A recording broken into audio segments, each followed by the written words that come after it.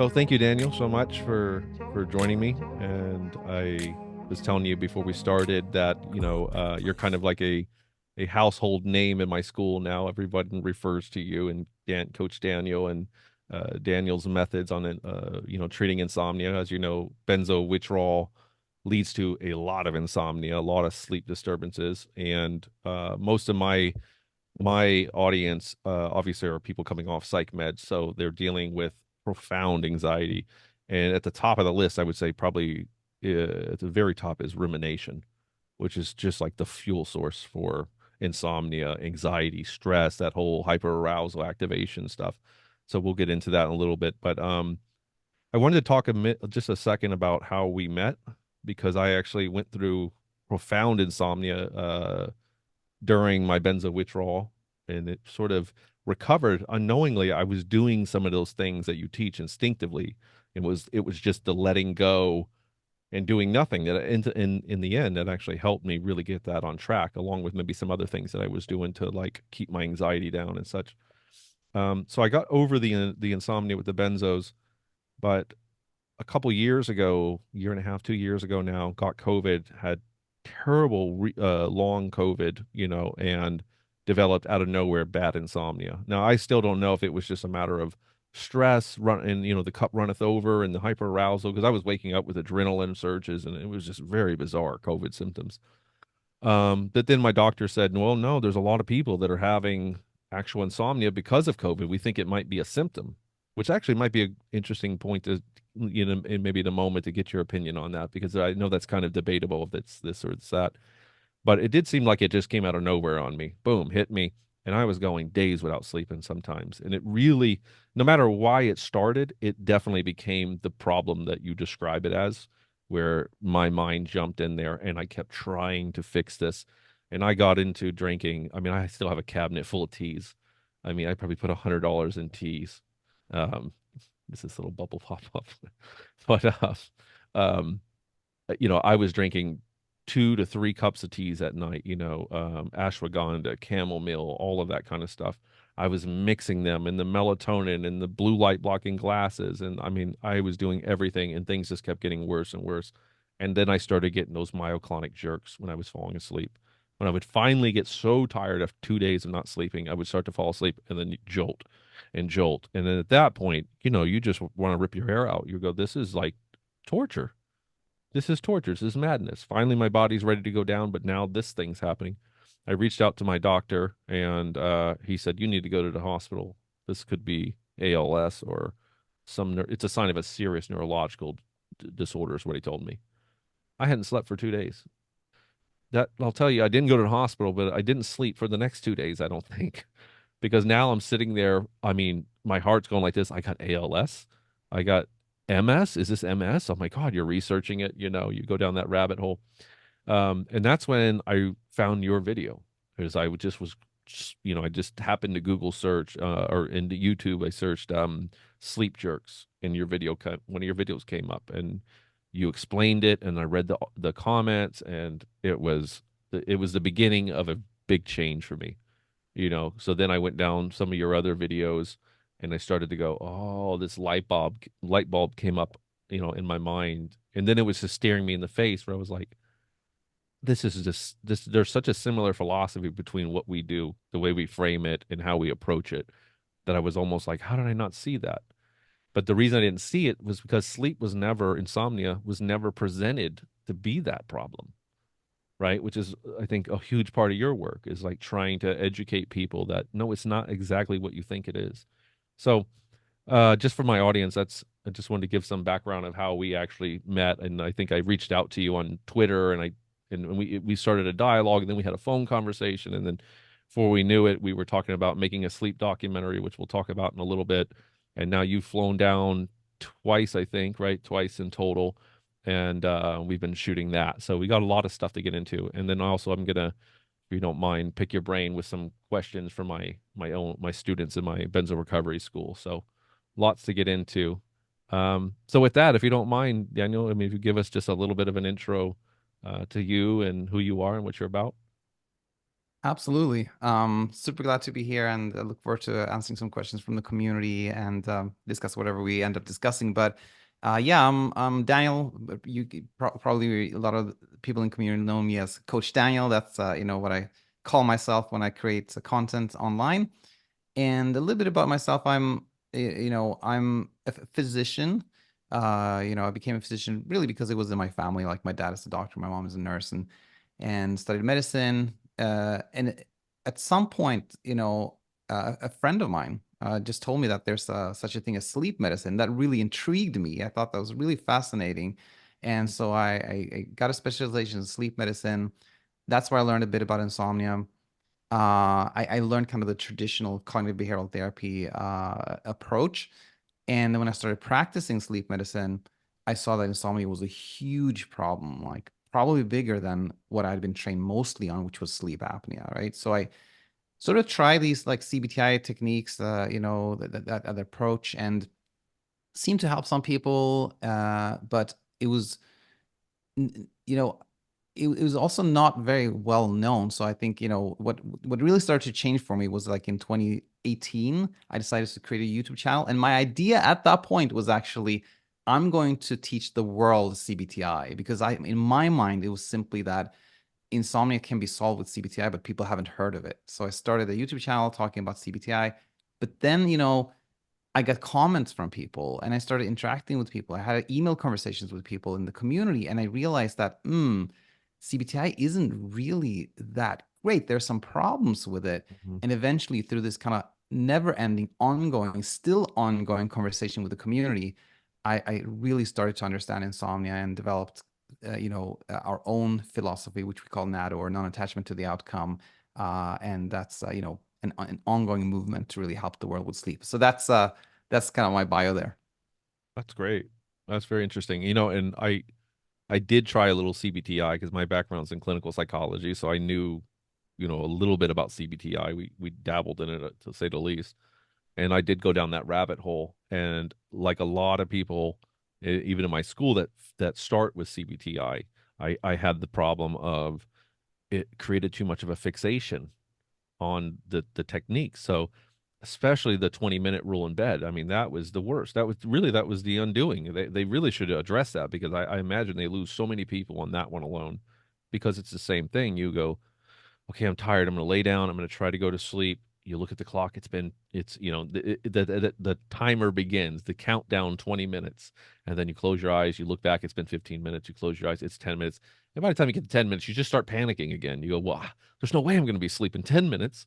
And then another 5 minutes goes by and you're just like, I might as well just get up now. This doesn't work. And so what are you going to do? You get up, you walk around the house, you do something, you're frustrated, you're emotionally frazzled, and you start to get tired again, and then it's the same tedious thing. The clock resets for 20 minutes, and then you just I think we just give up at some point. And then the sleep restriction part's pretty brutal too, but it did work for me at one point. I did try that. Initially it did help in another experience, but it was 2 weeks of like sleeping 4 hours or something, and then you start expanding that and expand. It's just like, oh my god, it took me 2 months to even feel normal after that. Yeah, very, very tricky. Like you said, the stimulus control part, which is the like you know get out of bed in 20 minutes if you haven't fallen asleep yet. Very tricky because one, you have the timer that you describe. Like once you go to bed, it's like the timer now I got 20 minutes to fall asleep, which almost inevitably leads to not sleeping, right? Because of the right. pressure.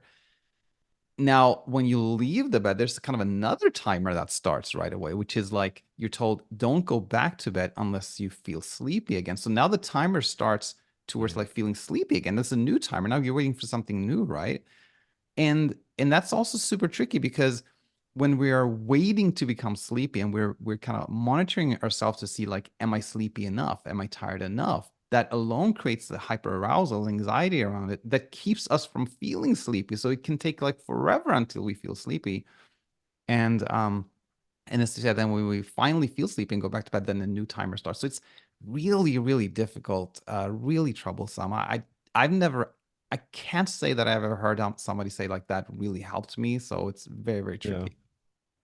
How did you bridge getting away from the CBTI into like the more mindfulness ACT? Is that what you say was based your style is somewhat based in acceptance commitment therapy in a way? And more of a mindfulness, letting go. I mean, how would you frame it? How would you frame it? I guess is a better question.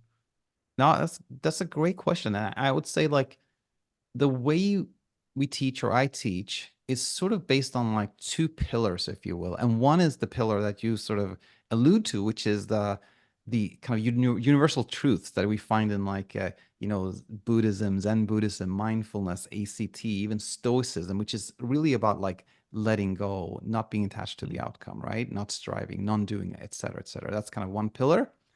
And then the other pillar is sort of evolutionary psychology, whereby you look at thoughts and emotions from an evolutionary perspective, and you understand them from a survival standpoint. right, right. A lot of times we can be like, why do I have all these thoughts, like racing thoughts? Why all the anxiety, all the anger, etc.? But you can explain all that by looking at the benefit from an evolutionary standpoint in the survival mechanisms that they come with, if you will. So those are the kind of the two pillars, and we sort of name them as principles. So the first principle is the principle of effortlessness, and it's like really, really foundational. So the belief is that uh, peaceful sleep is always effortless. Like when we sleep well, that always comes from like not trying, not doing anything in particular. Now, sleep itself happens regardless of, if you deploy effort or not, right? If you get tired enough, eventually your sleep drive, like your body's need for sleep, will always kick in and make you sleep. But peaceful sleep, sleeping well, if you will, always effortless. Not only is peaceful sleep effortless and falls under this category, but feeling well, feeling calm and peace of mind, also effortless. So really everything we want in life when it comes to kind of inner experiences is effortless. That's the first principle. And that's aligned with, ACT mindfulness and all that. And the second principle is the principle of survival, where, the way we teach this is that everything that's alive, whether it's a human or a plant or an insect, it's designed for survival. Really, if you look at a tree, like why does it have leaves or roots, or it's all about survival. Why do we have eyelids and eyebrows and like fingernails? It's all about survival. And the same thing applies to kind of internal experiences. Why do we have anxiety? It's so that we, escape something that's dangerous, right? Why do we feel happy sometimes? Well, it's to encourage something that promotes survival, right? So if you combine those two principles, or those pillars, if you will, that really is the foundation for our teaching. That's brilliant. Yep. And again, I mean, I know I'm almost smiling because I know that the students of my school are going to go, that's what coach teaches.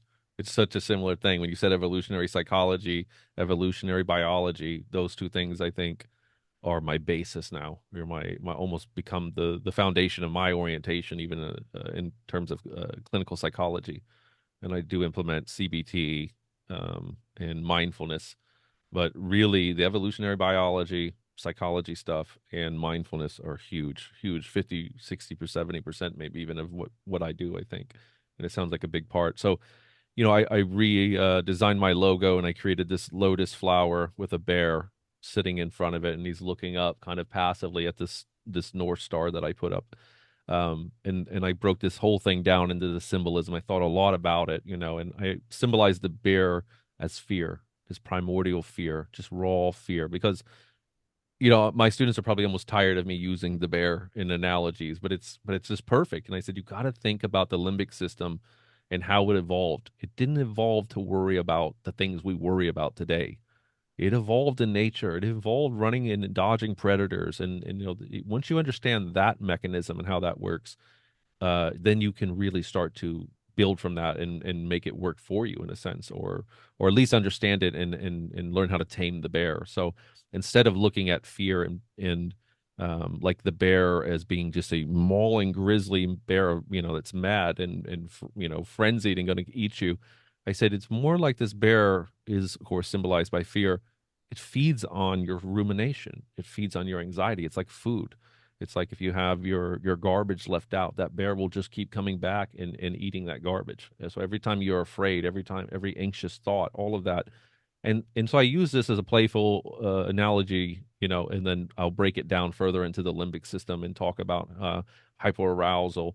This comes into play so much with benzo people because in a way we almost played God. We almost hacked this part of the brain with GABA to say, oh, I'll just tranquilize this part of the brain for a meaningful amount of time. And then as people start to come off of these drugs, often um, the brain just goes wonky because it's like you're tripping a wire or something. I sometimes say it's like a smoke detector that just goes off when you flick a match or anything. A loud noise will set the damn thing off sometimes. But I always break it down into evolutionary psychology. It all comes back to just simplistic terms. Even symptoms like where they say, what's going on with my eyes? Everything looks very flat. I said, oh, you know why that's why that is? Because if you saw a bear and that bear was going to charge you and you were running around the woods escaping this bear, your eyes, the aperture, so to speak, in your eyes will open so you can see deep into the woods and see predators. But not only that, your senses become heightened. All of your senses become heightened because the limbic system, the amygdala, uses your senses to communicate safety or danger. There's no language.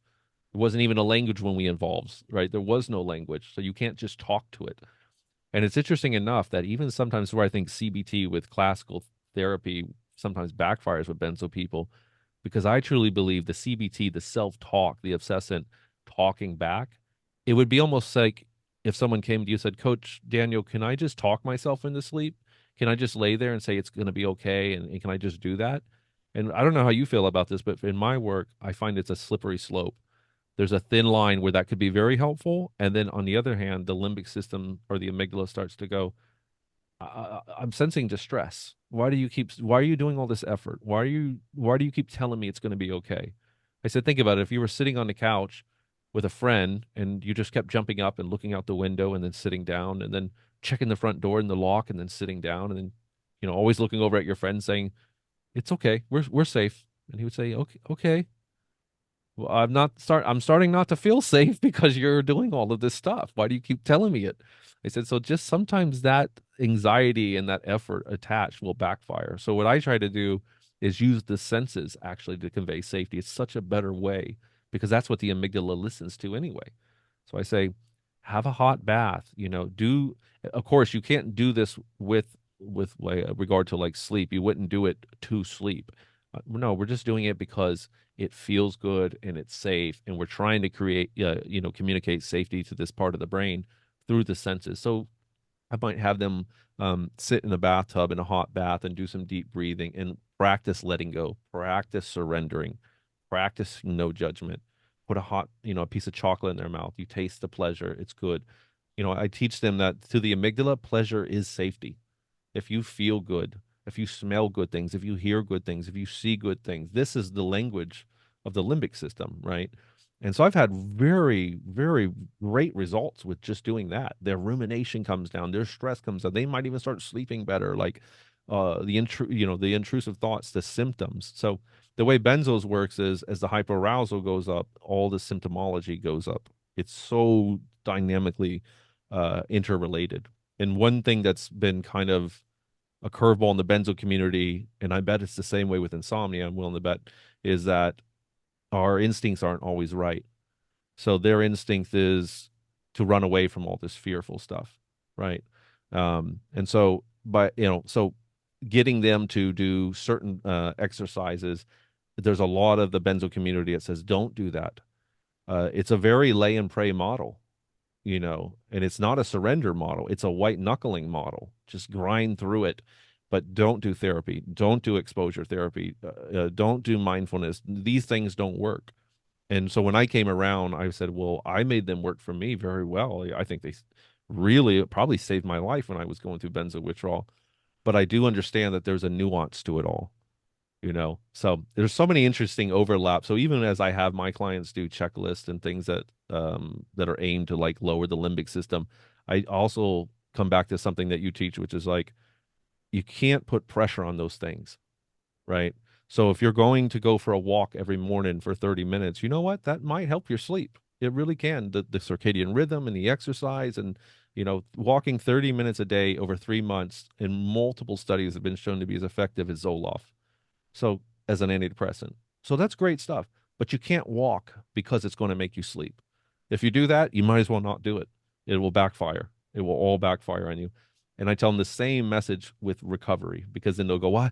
I walked for 2 weeks. Why do I still have symptoms?" I'm like, because you're putting so much pressure on your limbic system that the walking was supposed to, cure the symptoms. That translates to distress, which then breeds hyperarousal, and then the symptomology goes up, and then at which case you might stop doing all of this stuff because it looks like it backfires, right? So finding that middle road to say, how can you do these things without being obsessive about them and letting them backfire? That's been, for probably 5 or 10 years, that's been like my goal, and I think we've found a way to do that by um, removing the intention out of all of it. So it's almost like drinking a cup of chamomile tea before bed. If I tell my clients, if you want to drink a chamomile tea because you like the flavor and it's good and it has health benefits, go for it. Don't do it because it's going to help you sleep. Conversely, don't avoid the tea because you think that will help you sleep either, right? It's a slippery slope. What are your thoughts on some of that? No, no, it's you said several things that I think now that's an interesting topic. This is another interesting topic, and what you said last year, a very interesting topic as well. I think the, you know, having no intent as far as sleep goes is the key to all this sort of like all our behaviors or habits, if you will. Like people always ask, like, should I do this or should I do that? And I always answer, it doesn't matter if you do this or that. It's like the intent behind it that matters. And you know, you said something that I made me really go like you nod, and I was in total agreement with that. Was what you said about like how people describe the differences in kind of their vision. And then you said that, well, that can be easily explained by like evolutionary psychology or evolutionary biology, whereby kind of the brain goes, there's a threat here. We got to really focus on this. And our senses are heightened, right? We hear Right. things, see things, perceive things that we wouldn't even have paid attention to otherwise because we're scared. And that normalizes the experience. And so, going back to these kind of two principles, I really want to touch on this one of like we talked about the principle of effortlessness and the principle of survival. They're not only these kind of esoteric, interesting philosophical principles that we can discuss over a cup of tea, but they have practical value. They have a real practical value, and so they answer these two the most common type of questions very nicely.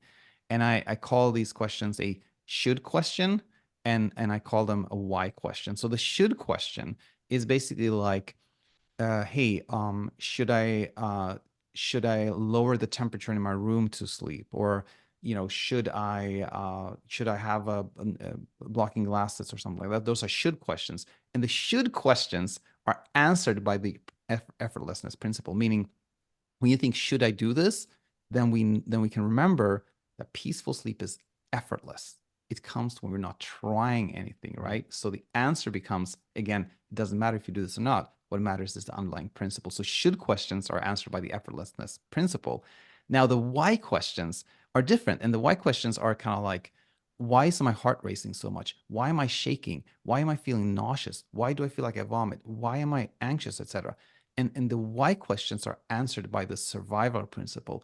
Every single experience that you have that is like insomnia related can be traced back to survival. It's in some shape or form, it's your brain trying to survive. It's deploying fight or flight and hyperarousal, and that explains why your heart is racing so fast, why you're feeling anxious, why you have all these thoughts, and all the physical experiences that you mentioned are all answered by the survival principle. So they're nice foundational principles, but also have real tangible practical value. Right. And I felt like there was this one more thing you talked about that like, oh, we can really touch on that, but it slipped my mind. So I'll just pause Oh, there and get back yeah, to I think I said a lot there. The other thing I would add to the general topic here is that the way hyperarousal works is, or let's go back to like the limbic system, the amygdala, using our senses to detect danger. After enough experiences, it starts to become established, almost like a pathway gets created in the brain. Sleep is dangerous. sleep is dangerous. I always say it's like the gazelle that goes down to the watering hole to drink, and a crocodile grabs him, and he fights for his life, and he gets away from the crocodile. I say, 3 days, 3 weeks later, that gazelle's not thinking of that crocodile. Um, it's a very short-term memory animal, but maybe for the next 3 years, potentially his rest of his life, he will never go next to that watering hole again. Not that spot. He might go up the river 100 yards and drink, but he will always, something in his instinct. Now, he doesn't remember it, but he'll get something inside him as he starts to approach that watering hole that says, "Ooh, fear, anxiety, hyperarousal. Let's go up. Okay, this feels safer over here." So we're designed to that, and in a big sense, I believe this is what trauma is for the most part. Is the brain saying something so terrible happened, I can never let you forget it again? As I almost call it Evolutionary's little insurance policy, just to make sure you don't repeat this again. So you have a night where you don't sleep, or you go through a bout of insomnia, and your brain starts to learn this is terrible. So it's not just a short-term immediate problem. So you have to really stay committed to it, and you have to keep practicing that mindfulness and the surrender to sort of rewrite the program. So like the gazelle that happened, if there's no other watering holes, he can learn to drink from that watering hole again. I mean, sure, survival will force him eventually to that watering hole, but if he keeps going down there and there's no crocodile, he'll learn to welcome that again. Say there was only one crocodile and it died or got relocated. The gazelle can learn to trust that watering hole again. And in a big sense, I think with insomnia or people coming off benzos, people in benzos, it's such a almost a much more complex problem because they're coming off a drug that can create insomnia for one, to some point anyway. They have severe mental illnesses often. They develop severe mental illnesses while coming off of it. The doctors are gaslighting them. All these things are going on. They're getting such an overwhelming sense of danger that it's been traumatic for many of my clients. I mean, many of my clients, if you asked them and did a survey, I would guess up towards to 90% of them or higher would say, this has been very traumatic for me. I believe I have PTSD from it. In fact, it's so common that I started coining the phrase benzo-induced complex PTSD. It's a complex PTSD. It's not necessarily, traditional PTSD from like seeing someone die in war, but it's that high traumatic experience over a prolonged period of time, and that's where you see the brain conditioning these pathways, and they're stubborn. And I think you might be able to relate this with sleep. So with my work, it's sort of like, how can we give them the North Star, keep them on the straight and safe narrow path long enough that we can rewire everything safely, and then they will get amazing results. But those pathways that are created, they're almost like a road, a pathway in the woods that's been overgrown, but they were cement. The road's still there, and they could be there for a long time. Some people say argue for life, but you can grow those, things will grow out above it and you'll lose that path. But all it takes is one sharp reactivation, and all that path can get illuminated quickly. And in terms of insomnia, you know, for me, like, you could be 6 months later and go, I'm sleeping great. I'm not even thinking of sleep anymore. I'm not worried about it. I've conquered it. And then one night it's 2 in the morning for whatever reason. You could just been up late, had coffee late or something like that. You're not sleeping. And suddenly that little thing gets reactivated, and it's like an alarm starts to go off and you go, ooh. And that's I found that was a very delicate moment, because don't feed that. That's what I say, like the bear. The bear came around. For whatever reason, the bear's around. Don't feed him. He'll wander off. I promise you. Don't feed him. If you feed him, you can slip right back into that, and relapse back into those states. Do you find that's true? And I'm sorry, I'm hitting you with a lot of big, long-winded concepts and then asking you to kind of extrapolate something. No, no, this is great material for discussion here, and I believe it's 100% true. And to contextualize this a little further, it's when the bear comes around, you're a little frazzled, and your instinct is going to be basically to do something to feel safe, which is like you're going to be like, oh, maybe I should, change the pillow, or maybe I should try this tea after all. Maybe I should do this thing after all. And these are what we call sleep efforts. These are attempts to kind of like force sleep, which inadvertently end up kind of like feeding the bear, right? Like when you're doing something to keep yourself safe from not sleeping, you're kind of teaching the brain that not sleeping is really bad. It is really dangerous, right? And then you can be back in a struggle again. But I believe it's 100% like you said, that we can have not only a certain fear, but a whole thought pattern and thought habits, and kind of like our brain can be wired in a certain way based on a struggle, and that can sort of like be deactivated and fade, but then something can happen, and like those old thought patterns can like be reactivated again. Absolutely true. uh but to someone who hears this and says like, oh, will I never be free of my struggle? Of course, when you're Mm. willing to do a little bit of education and take this inner journey, you will be free of your struggle. But it can be a little bit like the following. Like, I can remember things from my childhood, like, from my teenage years, when I was like, emotionally like hurt, by something, right? And still, when I think about that, I'm a little bit upset, slightly, but it doesn't bother me much, but Right, right, those memories are still there. So I think of like when we have like we're a really strong, fearful, like traumatic type experience, I think of it almost like a half-life of something. And like, like a nuclear plant, it produces these like waste products that are still like toxic, so they put them in a mountain and then let it kind of like detoxify by itself, and it has a half-life. So every couple of years it's less toxic, less toxic, less toxic. But when does it reach zero? In a way, it never reaches zero, but it goes half, half, half, half, half all the time. And I think it's the right. same thing with our kind of emotional experiences, that they fade and then they fade and they fade. We still have a little bit of that fear left, maybe, Sure. but it doesn't bother us. It's not any significant part of our lives. Now, back to the gazelle. I love this analogy, and I think it is 100% true. And the tricky thing is that, you know, in terms of the gazelle, that was a real physical, tangible threat to the gazelle's life, right? So it makes sense that the gazelle does not go back to that same spot, right? It's Right, kind of like the perfect insurance policy, as you call it, for survival for that gazelle. Now, when it comes to what we're helping people with, at least I can speak to Insomnia. There is no actual real physical threat, right? It's just the fear is not sleeping, which in itself is actually completely safe. The brain can regulate sleep even if you haven't slept for days. Eventually, you'll fall asleep. Like, there is no actual real threat, right, but to the brain, it sort of doesn't make any difference between an actual tangible real threat and a perceived threat. And that's right, why insomnia often is described, as you said, as really traumatic. Because if you lived in a mind space where you thought your life was literally in danger for weeks, months, maybe years, it's going to be really, really intense. And the way out of this is essentially like saying to the gazelle, like, no, gazelle, you need to teach yourself that it's okay to drink from water from that very, very spot where you were attacked. So what you want to do is actually go there, right? right, And it's a huge ask in a way, because what we're asking from our clients is to say, the thing you've been so scared of, like deadly afraid of, let it come to you. Like, right, let it attack you.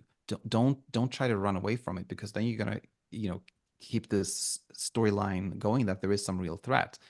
And it really, really, I just thought about these wordings the other day, that these, we call them sleep efforts, like the chamomile tea or the medication, and it's kind of, we call it a safety behavior, right? But in reality, it's sort of like it's even more than that. It's like a survival behavior. We think that yeah, we're in like fighting for our life, so we think like we're doing this literally to survive. right, And when we're asking somebody to just like let go of those efforts, it's basically like asking somebody to like stop trying to survive. right. Stop trying to survive, which is Yeah, completely counterintuitive to what we want to do as living beings, right? So it's a big ask, and that's why this journey requires a lot of courage. But when yeah. you do find that courage within you, you start this journey, you soon see the rewards, and it becomes easier and easier. But yeah, back to you, David. Absolutely. Yeah. I mean, you're echoing. I'm just smiling because anyone knows my work. You're just reiterating so much of it, and I'm glad you said that because um otherwise I don't want to lead anyone astray. Using the gazelle, you're totally right, and it's the same thing that I tell my students is that There is no bear. The bear doesn't exist. There is no real danger. And it's very similar to the insomnia community. I'd imagine that there's so much misconceptions. There's so much in the benzo community, and I've been the odd man out because I have a different way of explaining it than I think they do. And I think a lot of the community believes in boogeymen. I think they do believe in the fatal insomnia disorders that's going to get me. Oh my God, my brain did break. I mean, it was the same kind of stuff. My brain's broken because I came off these meds. And I go, guys, millions of people come off these meds and they don't have these experiences. So even the science and the scientific explanations about receptor damage and all of this, it doesn't even fully add up all the way when you think about it. Why does somebody who's been on benzos for 2 weeks or 2 months on a low dose has a real hard time coming off of it? And I've had clients that were on higher doses for 25 years walk right off of it or get rapidly tapered or cold turkeyed and they do fine. So there's no rhyme or exact rhyme or reason in that, but there's a certain prevailing science, or maybe a pseudoscience in the benzo community that it's almost dogmatic. I don't know if you find this with sleep and stuff, but everything has to be explained under the, no, it's receptor damage. And so they start to fear things like, um, take someone who came off the benzo 6 months later, they started having panic attacks again and started to get into what we would call a wave, right? They're high symptomology again. And so you hear this, and sometimes, let's say it was 2 years later, this happens again. Now, benzos are different than any other drug because you can actually have what they call protracted withdrawal, meaning several months or even a couple years off this drug, you can be stuck in withdrawal. And it is not psychological, it is very much chemical. So that does exist. It's a lot more rare, it's a lot more mild, but it's still like this pervasive. It's almost like if insomnia was to be created from a chemical problem that was lingering for a long time. But nonetheless, the big mechanics of insomnia, our reaction, the hyperarousal, all of that still is center stage, right? Just because this other piece had to play. But anyway, in with benzo people, they really come to believe that in this, oh, I call it the boogeyman theory. And again, a lot of people don't like me because of it. They think I'm downplaying the seriousness, and I'm like, no, I feel like they're not giving the limbic system and this other foundation enough credit to say, I don't know if, so let me unpackage a little more. So a year later, they're having symptomology. And I go, but that could just be the reactivation of that trauma or those old pathways. So many times I have someone that comes off benzos and they go through this honeymoon phase for 3 to 4 months. Oh, I'm great. They're just happy to be off of it and they've been practicing all this. And then one day they're golfing or something, they have a panic attack. Well, they might have had panic attacks 10 or 20 years before coming off of benzos, right? And so when they have the panic attack, they go, oh my God, I read this in the benzo community. I'm going in a setback. To them, it's almost like all these receptors that had been healing just suddenly fall apart again and they're back in withdrawal, right? And it scares the hell out of them. So to them, the bear, the gazelle in the crocodile is they think it's real. They come to believe that no, coach, like I could really be off 2, 3, 4. Some of them think 6 to 8 years later, and suddenly be back in withdrawal in a wave or in some kind of neurological dysfunction or injury. And of course, I don't think we can quantify that 100% either way. I say, look, you can take Cipro, an antibiotic, and have potential very long-term damage. I mean, there's a lot of things that are, people die more, 3,000 people die of aspirin every year in this country alone. Like, yeah, there's complications, but the bulk of us, 99% of us, right?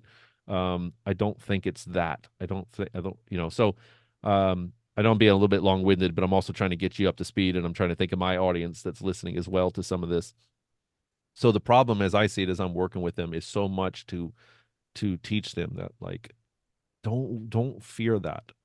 It does. First off, it doesn't work that way. Your brain is not going to heal. It's not like synaptic pruning or leaves on a tree that in 6 months or a year the leaves just fall off and you're back in benzo hell withdrawal. No, I say what I think it happens more, maybe at least 9 times out of 10, is a reactivation of that trauma, right? It's that reactivation. Now, what if people were taught in say insomnia land, insomnia is one of these things that can just come back out of nowhere and get ferocious, and there's nothing you can do about it. It has nothing to do with you.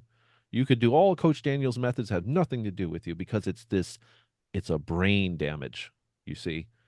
And now that seed's gotten planted to them and it completely undermines all your teachings because they go, well, Daniel, I mean, I kind of believe in all you're saying, but what about the boogeyman insomnia theory? You know what I mean? Does Yeah. that make sense? I know I'm kind of hitting you with a lot of things here. Now it makes 100%. There's a lot again to discuss here that I think can be really helpful for your community and anyone who tunes in here. And firstly, I want to say that the overall, let's say recovery process, or I like to call it like leaving the struggle, like that process of leaving Yeah. struggle, when it comes to insomnia in your community, with benzos, you describe it exactly as we see it so often in our community, which is like these waves, or we call them speed bumps, which is like after a prolonged period of like things have been really well, there is some more struggle, right? So that is super, super normal, a typical part of the journey. And I say this for the exact same reason you teach, which is that it's nothing to be afraid of. Like it's completely normal. It is just like we have some residual fear, it pops up again. And if we don't, if we just acknowledge it for that and don't react to it, it just fades away again. Now, if there was this belief that, you know, insomnia can happen again years later and there's nothing you can do about it, uh, it would absolutely lead to a lot of fear about these normal waves or normal speed bumps, normal hiccups, or whatever you call it. And that could create a lot of struggle. So I 100% see how this misinformation, in my opinion, in the benzo community is very, very tricky. Right. And, you know, the you talked a little bit about misinformation before and how your coaching style or your teaching style may be different from others in your community. And where I want to go with this is to say that what I see a lot of people in our space do, which I think is super, super tricky, is to sort of use fear as a motivator, for people to do what we would like them to do, Mm. eh, because it doesn't work that way. And to contextualize this is somebody who says in the insomnia space, for example, it's like, hey, you get insomnia. Well, know this, that if you don't sleep 7 hours a day, you're going to get brain damage. So you better do my program, right? That may be effective in terms of getting somebody's attention. Like, oh yeah, wow, this is Yeah. super scary. I need your program. But you've undermined everything that leads that person to peaceful sleep. Like you can't really, you no longer have like a foundation from where to work on. And I think I see the same thing in the benzo Yes. community, which is like somebody saying like, hey, uh, if you don't come off these benzos within like 6 months, you're going to get brain damage. And that Right. raises the stakes so much. People get so scared and frazzled that they're not in a state where they can do what really helps, which is like, Right. you know, leave their fears behind. So to sort of like summarize this, I think what really helps is to be in a place of, like, I call it low stakes, low stakes. And what I mean by that is the following. When we think, let's say, go back to insomnia again, because I'm very familiar with this topic, of course, when we think that it's if I don't sleep enough, that's really bad. If I take sleeping medications, that's also really bad. If I try to taper off the sleeping medications in the wrong way, that's also really bad. Right. This is a high stakes situation. Everything seems Yep. super important to optimize, to get right, etc. And the consequences if you don't do anything perfectly are really, really significant. This is a high stakes environment, which alone brings up so much anxiety and worry that you're gonna have insomnia, right?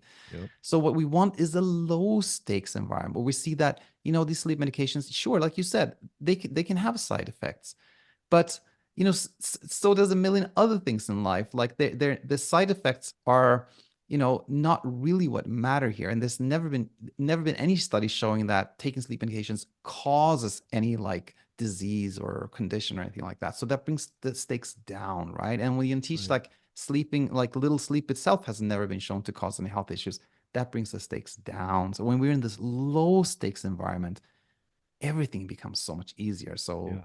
you know, Absolutely. Yeah. And I think with the benzo community, there's so much of that going on, the boogeyman, the nuances.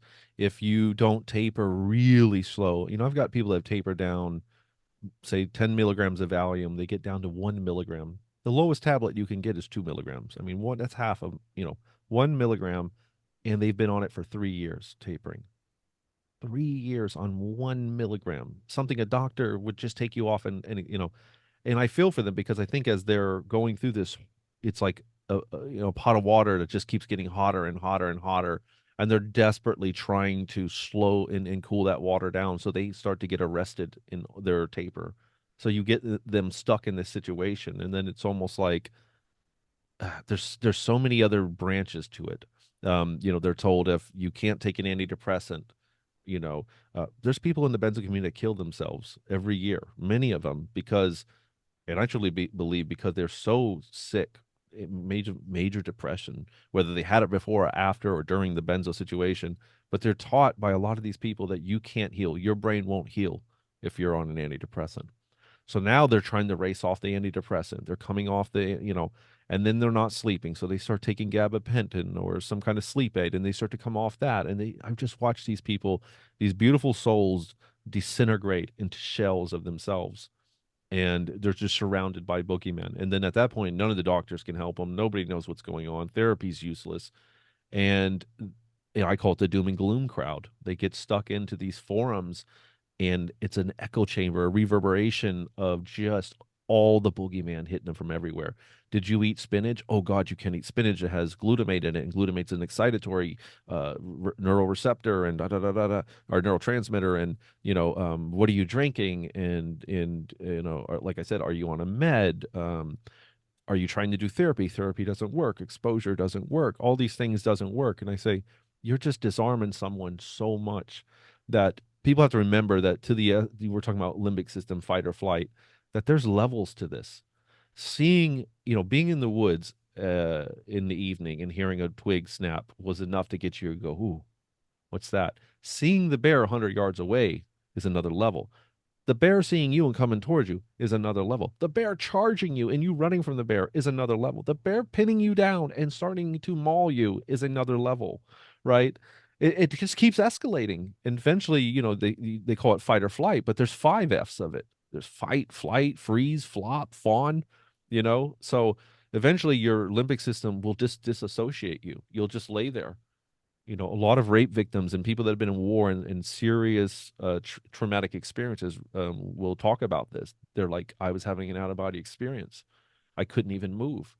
Well, because flopping and freezing often works in nature. It does work.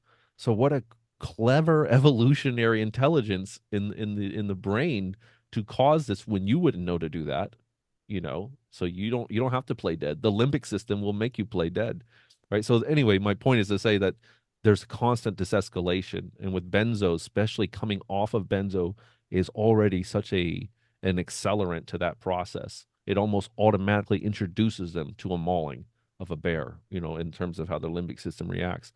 And then they get stuck in these echo chambers again, as I was saying, with all of the boogeymen, that it just creates it's almost an impossible situation for them.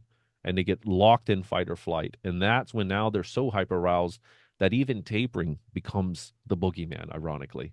Yeah. Right? It's like nothing I've ever studied in all my years of psychology. And, I mean, when we talk about things like the nocebo effect, psychogenic effects, and things like that, they have to be the most highest in anything you would ever study on the planet, I believe, in benzos because of this stuff, because of what we're talking about, the brain reacting, creating pathways, and then them becoming disarmed. So when they come to me, it's almost like I'm getting the last ditch effort. What's going on here? You seeing this on my screen? I gotta I've find a way to seen. turn that off. That's not distraction. There's just fireworks that just went off on my screen for some reason. I guess it's activated by hand signals. Like I did this earlier, and a That's thumbs up so popped up. it's so funny. Like I was trying to keep a straight face, and then I Yeah, don't my know. my students will laugh at me sometimes. One day I was talking, and a big heart appeared over my head, and I was like, "What is happening here?" Um, but anyway, like you're right. I mean, just to bring it home, so much of my effort is to disprove or try to debunk all the boogeymen and try to get them to believe that no, you won't be 12 months off 2 years off and the bear comes back and is going to maul you. But what can happen is maybe you are left in a very hyper vigilant, fragile state coming off of benzos, and your anxiety and you weren't sleeping and all of this trauma and everything you've gone through has left you like a fresh wound that's going to take a while to heal. And it doesn't take much to rip those old stitches open again. You have a panic attack on the golf course. The next day you wake up, you feel a little more anxious. Would not be a problem. It'd be like having one bad night of sleep. No problem. But now you're going, oh no, John Doe in the forum told me this could happen. See, it happened to Sally, and she stopped sleeping for 6 years after that, or insert horrible, catastrophic story.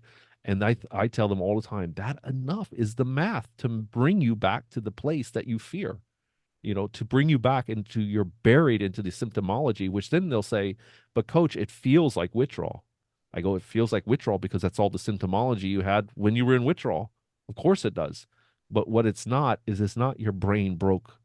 Your receptors didn't undo themselves. I mean, you know what I mean? Do you agree with does that make sense what I'm saying here? Yeah, it makes 100% sense. And I have this like thought experiment or analogy that I really want to share. I use it all the time nowadays that I think will apply to, what people in your community are going through.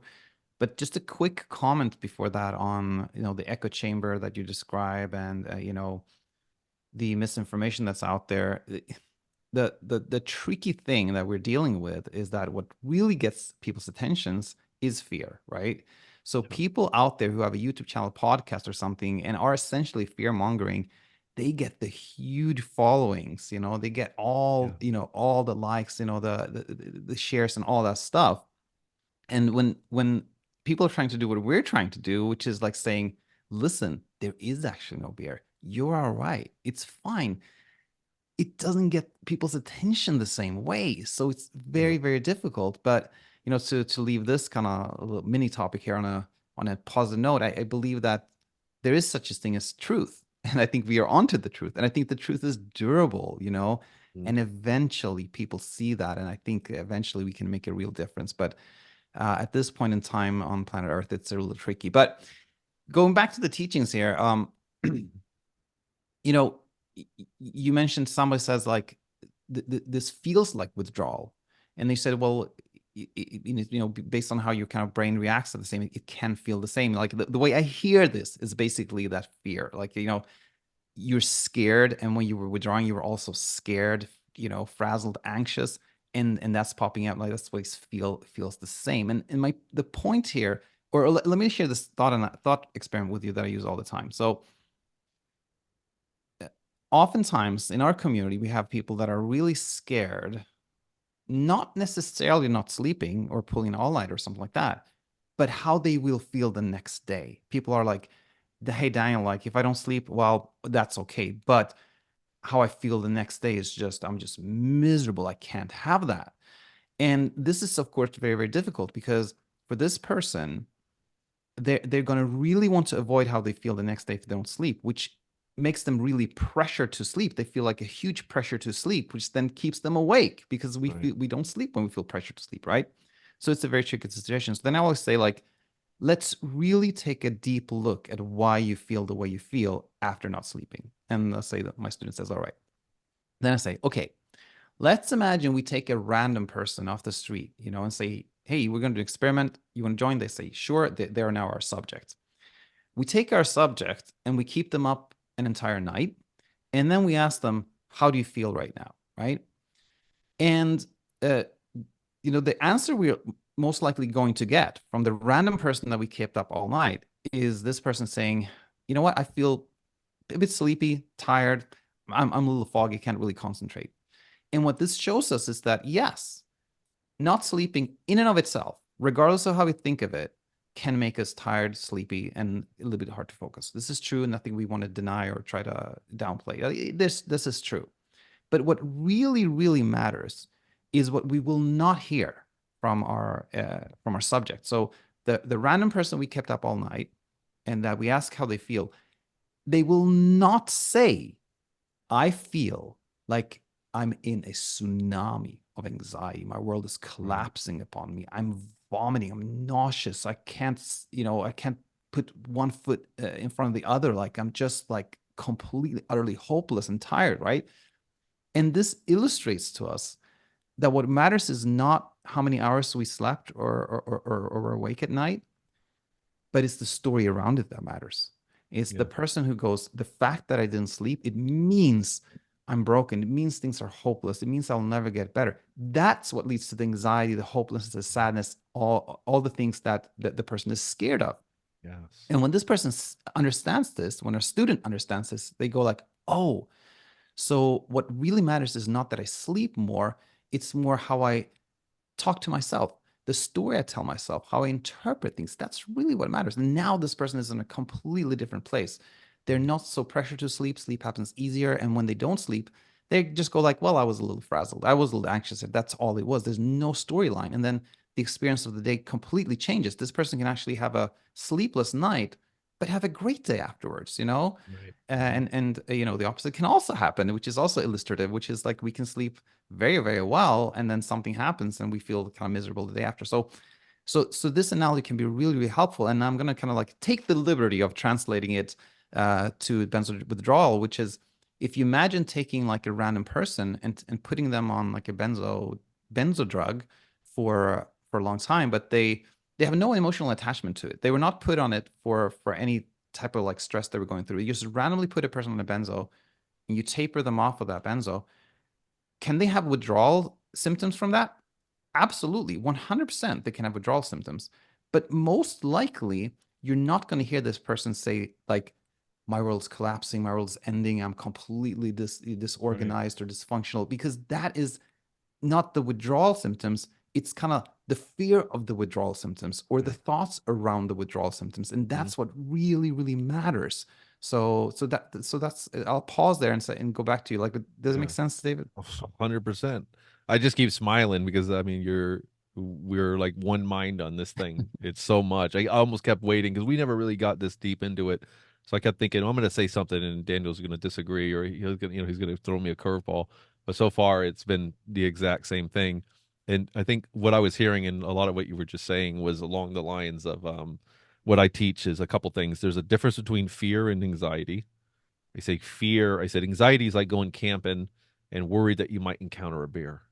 Fear is when you encounter the bear and it charges you. Very two different things.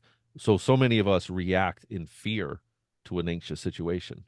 So we almost become conditioned to keep every little nuance has to be treated as though it were the ultimate ending, the ultimate distress. The other thing I teach is the difference between suffering and pain. So, and that's what I was hearing you say a lot there. Not sleeping might be a little bit painful or uncomfortable, but you suffer when the mental part comes in, right? And so many times I deal with, with the clients that I have, the conversation, they come to me, they're crying, they're just really in it thick. They're in a crisis, and I'll say, "What are you feeling? What are you experiencing?" Well, I don't know if I'm going to heal. No, I hear you saying that, but what are you feeling right now? Just symptom wise. Well, I mean, I got a headache and my heart rate's up a little bit. But, I heard that. Hold on. Now, hold on. We'll come back to that. I'm not asking what you heard. I just want to know what are you feeling right now? They almost get frustrated because they're so wound up in the rumination part. They want to go down that road. I said, we'll go, we'll hold hands and go down that road in a minute. What are you feeling? Well, I, I feel agitated. My stomach hurts. I got a mild headache, and even most of the time, even on the worst case scenarios, I go, "So you feel like you got the flu?" Yeah. I said, "That's not so bad. Have you had the flu before?" Well, yeah. It's not that bad, right? You can deal with a little headache or a little this or that. I said that's pain. That's our discomfort. We could say, you're not experiencing that's not the problem. Your problem is suffering. Suffering is what if it never goes away? What if I have to quit my job? What if my wife or husband get tired of this and leave me? I'm a bad father. I'm a bad mother. What if I've done neurological damage? What if it creates heart problems? What if, and the what if and the what if and the what if and the bears just start creeping around them? And of course, they don't realize initially that it's like you're just feeding the bears. You got a herd of bears around you, and the bears aren't even real. So once we're able to just sort of teach them suffering and pain, and then you got to keep hammering that over and over and over again, they start to see, yes, I'm creating suffering. suffering is mental, right? And I think that's what I think I heard you saying in some form, right? No, 100%. That's spot on. And then like I'm sure you're familiar with this like second arrow, first arrow, second arrow that they talk about in like Buddhist philosophy. But that's exactly it. Like the first arrow is the, the pain or the discomfort that is part of life. All of us will have pain. The Right. second arrow is the reaction to the first arrow, how we interpret it, et cetera. And you know, maybe a little suffering we'll all have, but Right. the bulk of the suffering we don't need to have, we humans, like when Right. we have this like an understanding. And you know, it was one little thing that I wanted to just touch on, because we've already talked about this already, but I thought it could be helpful for your community to kind of like repeat this. And so it's gonna be maybe slightly repetitive, but you know, I believe 100% that, coming down, tapering off benzos can create sleep disruption, but not actually insomnia. And now Right. this is just a kind of definition thing, but to me, I define insomnia as like an ongoing self-perpetuating struggle that comes from a fear of not sleeping, you know? Uh, so when somebody has been on like any type of substance that is sedating, it's a little bit like, keeping a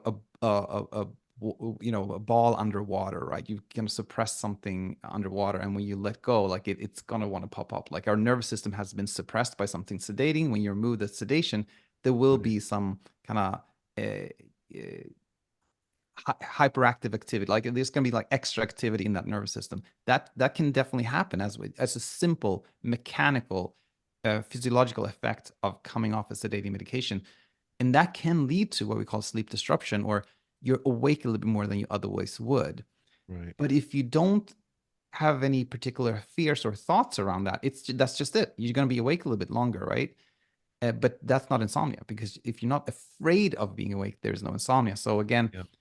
tapering off can cause some like sleep disruption, or we can call it like rebound wakefulness or rebound Yeah. sleep disruption. But rebound insomnia, which we talk about, has actually nothing to do with the medication itself. So just a little pointer there. I wish they could, and I hope somebody listening can hear that because, um, going back to the boogeyman problem, since they're coming off benzos, then they can always say, well, see, Coach Daniel, yeah, it makes a lot of sense if I wasn't coming off of benzo, or if I wasn't the first year off of benzo, or if I didn't have bind, which is a term they created in the community that means benzo-induced neurological dysfunction, which is this very debatable term that they created it. It's a whole nother story. I've been very skeptical of it, and it's not won me any friends. But I just wonder sometimes creating a term and using it as an umbrella term that they don't see the nuances of how this can then imagine if you had a SIND, sleep induced neurological dysfunction. Oh my God, imagine the problems that would create for you. 100%. Whether and say it does exist for 1, 2 to 5% of people, it doesn't exist for 95% of your clients. But if 95% of your clients treat it as though it does, you have a huge problem that can manifest now suddenly. And you can't work with it because they can always say, no, Daniel, I have a sleep induced neurological dysfunction. You don't understand. Nobody understands. Nobody understands, including you, apparently. Right. And so that's the pushback I get with some of that. And I go, I get it. I know it's nuanced. And I do believe that benzos, I know that for certain people, they can really create a very profound problem neurologically. And I'm sure we're still a decade away from even understanding that because we've barely got doctors really even taking it serious, or it goes so under the radar. You know what I mean? But the benzo community is such a, and I'm sure it's just from what I've seen with the insomnia community, because I went down that rabbit hole a little bit in my own sleep. There's a lot of boogeymen, and there's a lot of false, assumptions, bad science, all this type of stuff. And the benzo community is just plagued with it, So that's the problem with the benzo sleep thing is they always go, yeah, but it's the benzo. It's just because I'm tapering. And I said, but you've been tapering very slowly, and I don't think so. I really think this is because I'll ask him questions. Do you start watching the clock at 6 p.m.? Yeah, and do these things, and I'll go down the list and I go, that's insomnia, my friend. That's classic textbook insomnia. That's not because of the drug. And Yeah. some of them will say, well, I'll take my 1 milligram benzo and I'll get 3 hours of sleep and then I'll wake up after that. And I go, I almost don't want to tell them that benzo didn't get you to sleep, not the way you think it did. You know what I mean? It's a placebo for you. I mean, how much were you taking when the sleep started? I was taking 20 milligrams. Oh, you were taking 20 milligrams of Valium, had trouble sleeping, but you think 1 milligram after a year of withdrawal is what's getting you asleep for 3 hours? I really don't think so. I can't say for sure, and I would never want to gaslight anyone, but I don't Yeah, think yeah. so. No, this is super interesting because you're bringing up something I've thought about a lot, which I've actually never talked about in like my own channel or in podcasts or anything else. So maybe we can spend a second here. But here's where I'm at. When in your mind, there is a very simple explanation, which is like the 3 milligrams of this benzo didn't make you sleep. And evidence for that is that 20 milligrams, like 6 months ago, yeah, that didn't make you sleep then. So why would 3 milligrams work now, right? Now, for the person who hears this, they may come up with something. They may be like, well, back then I was desensitized to it, but now my receptors have recovered somewhat, so they're partially Mm, receptive to it. And also it's the timing. I used to take it at mm, 6 p.m. Now I take it at 7 p.m. or something like that. mm. And these are basically ways to uphold an idea or a belief that the 3 hours sleep came from this, right? Now, if you think about a thing like, let's say, a court case or something like that, where it looks like a person is guilty because, like, your car was here and it's crashed into this tree. So obviously, like, you must have crashed it in the car. And they go, like, no, I wasn't even at home. And then you're like, oh, yeah, but your phone records show that you called from home. Oh, yeah, Mm. but that was actually my wife using my phone. Oh, well, but your wife was, out there. Oh, yeah, but actually, what I'm getting at is that Yeah, when you need to use more and more kind of excuses and elaborate stories to uphold something, it probably means it's not true. It probably right, means the simple explanation is the right, truth, right? And right. it's just something I see all the time that people use more and more complex analogies and stories to uphold an idea, which means it's probably not true. And it's so funny that you say that too. And a lot of what I do is almost like trying to expose the magic trick to them a lot of times and show the faulty thinking there. So as you were saying that about when they get down there lower, that's the logical coming from a science basis that if you slowed your taper and you were doing this, then you would have receptors healing in the process, which by the way, you believe that's happening because that's what I believe is happening too. And I've seen functional MRIs that seem to support that you are having, see, there's this notion in the benzo community that until you're off the drug, you're just sort of like a gaping wound and no healing is happening. And I say, no, that's not true because if you taper down from 20 milligrams, you have a certain tolerance and you come down to 1 milligram, let's say over a 1 or 2 year period, your receptors are changing that entire time. They're like a tree pruning, they don't need all those extra dendrites and whatever. So that's happening. So your tolerance will actually get smaller as you go down, right? Do you agree with that? You're a background as a Yeah, medical doctor, a lot of people don't know that.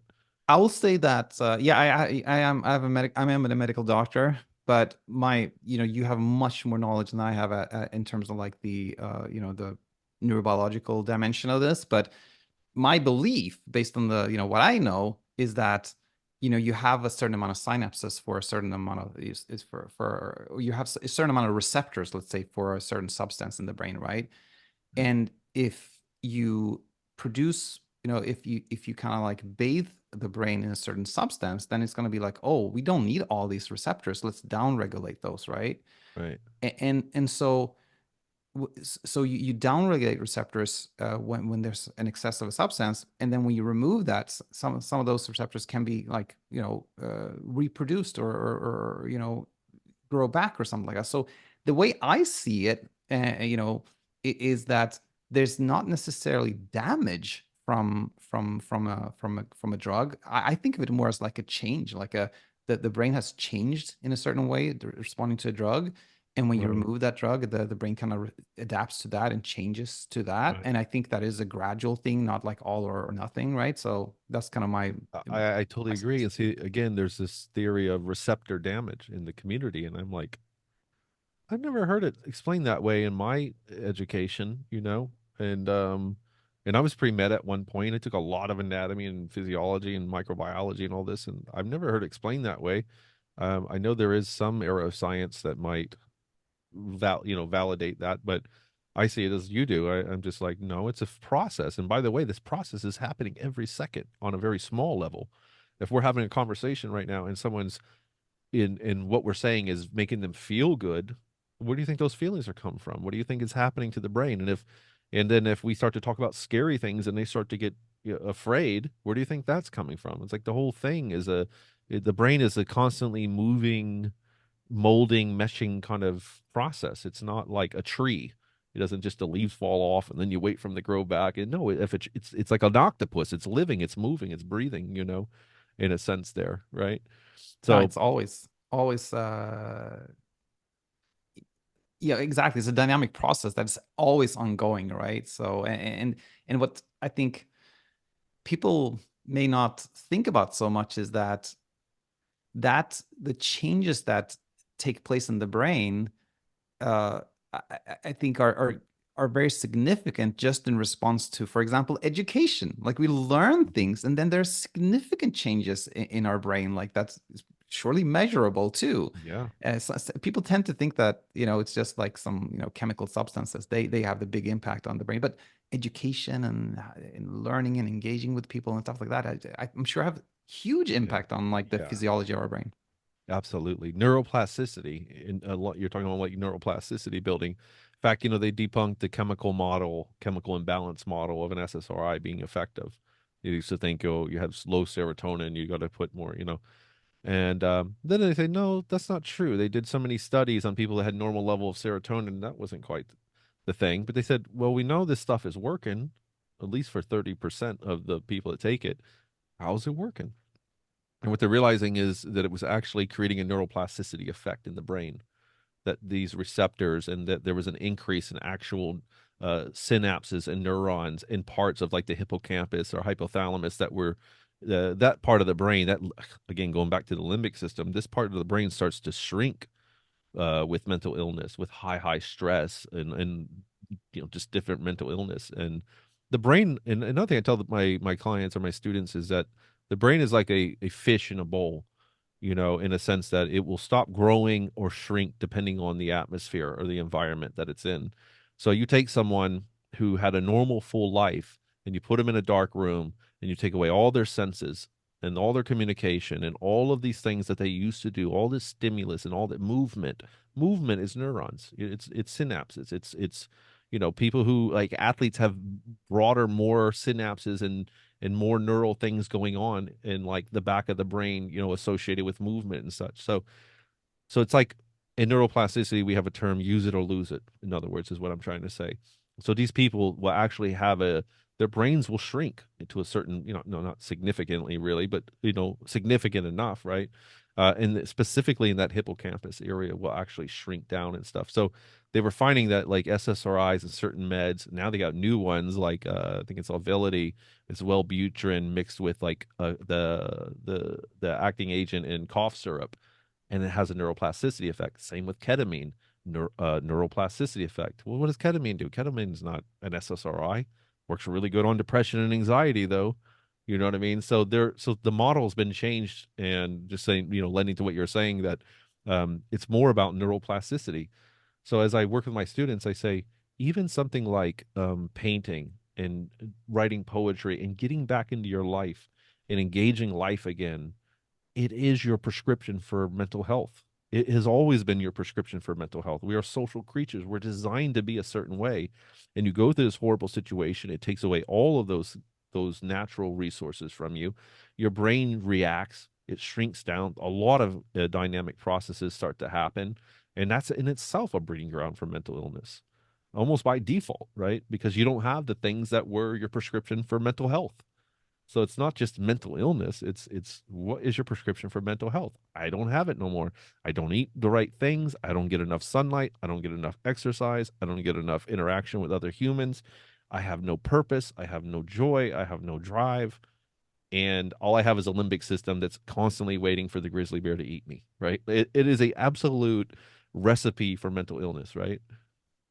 Yeah, what you just said, it reminded me of something that came up very recently in one of our like dropping calls, like one of our Zoom calls in our school, and it was somebody saying like, I realized that I can't wait to live my life until I no longer have insomnia, like until I'm sleeping Right. perfectly, or there's no more struggle. Like I can't wait to live my life because that creates a pressure now to like oh, I have to sleep first and then I can live my life, and it keeps that Right. person in this kind of like, as you said, in a sort of a bubble, or a limited space, or in a shelter where they're not really exposing themselves to life, right?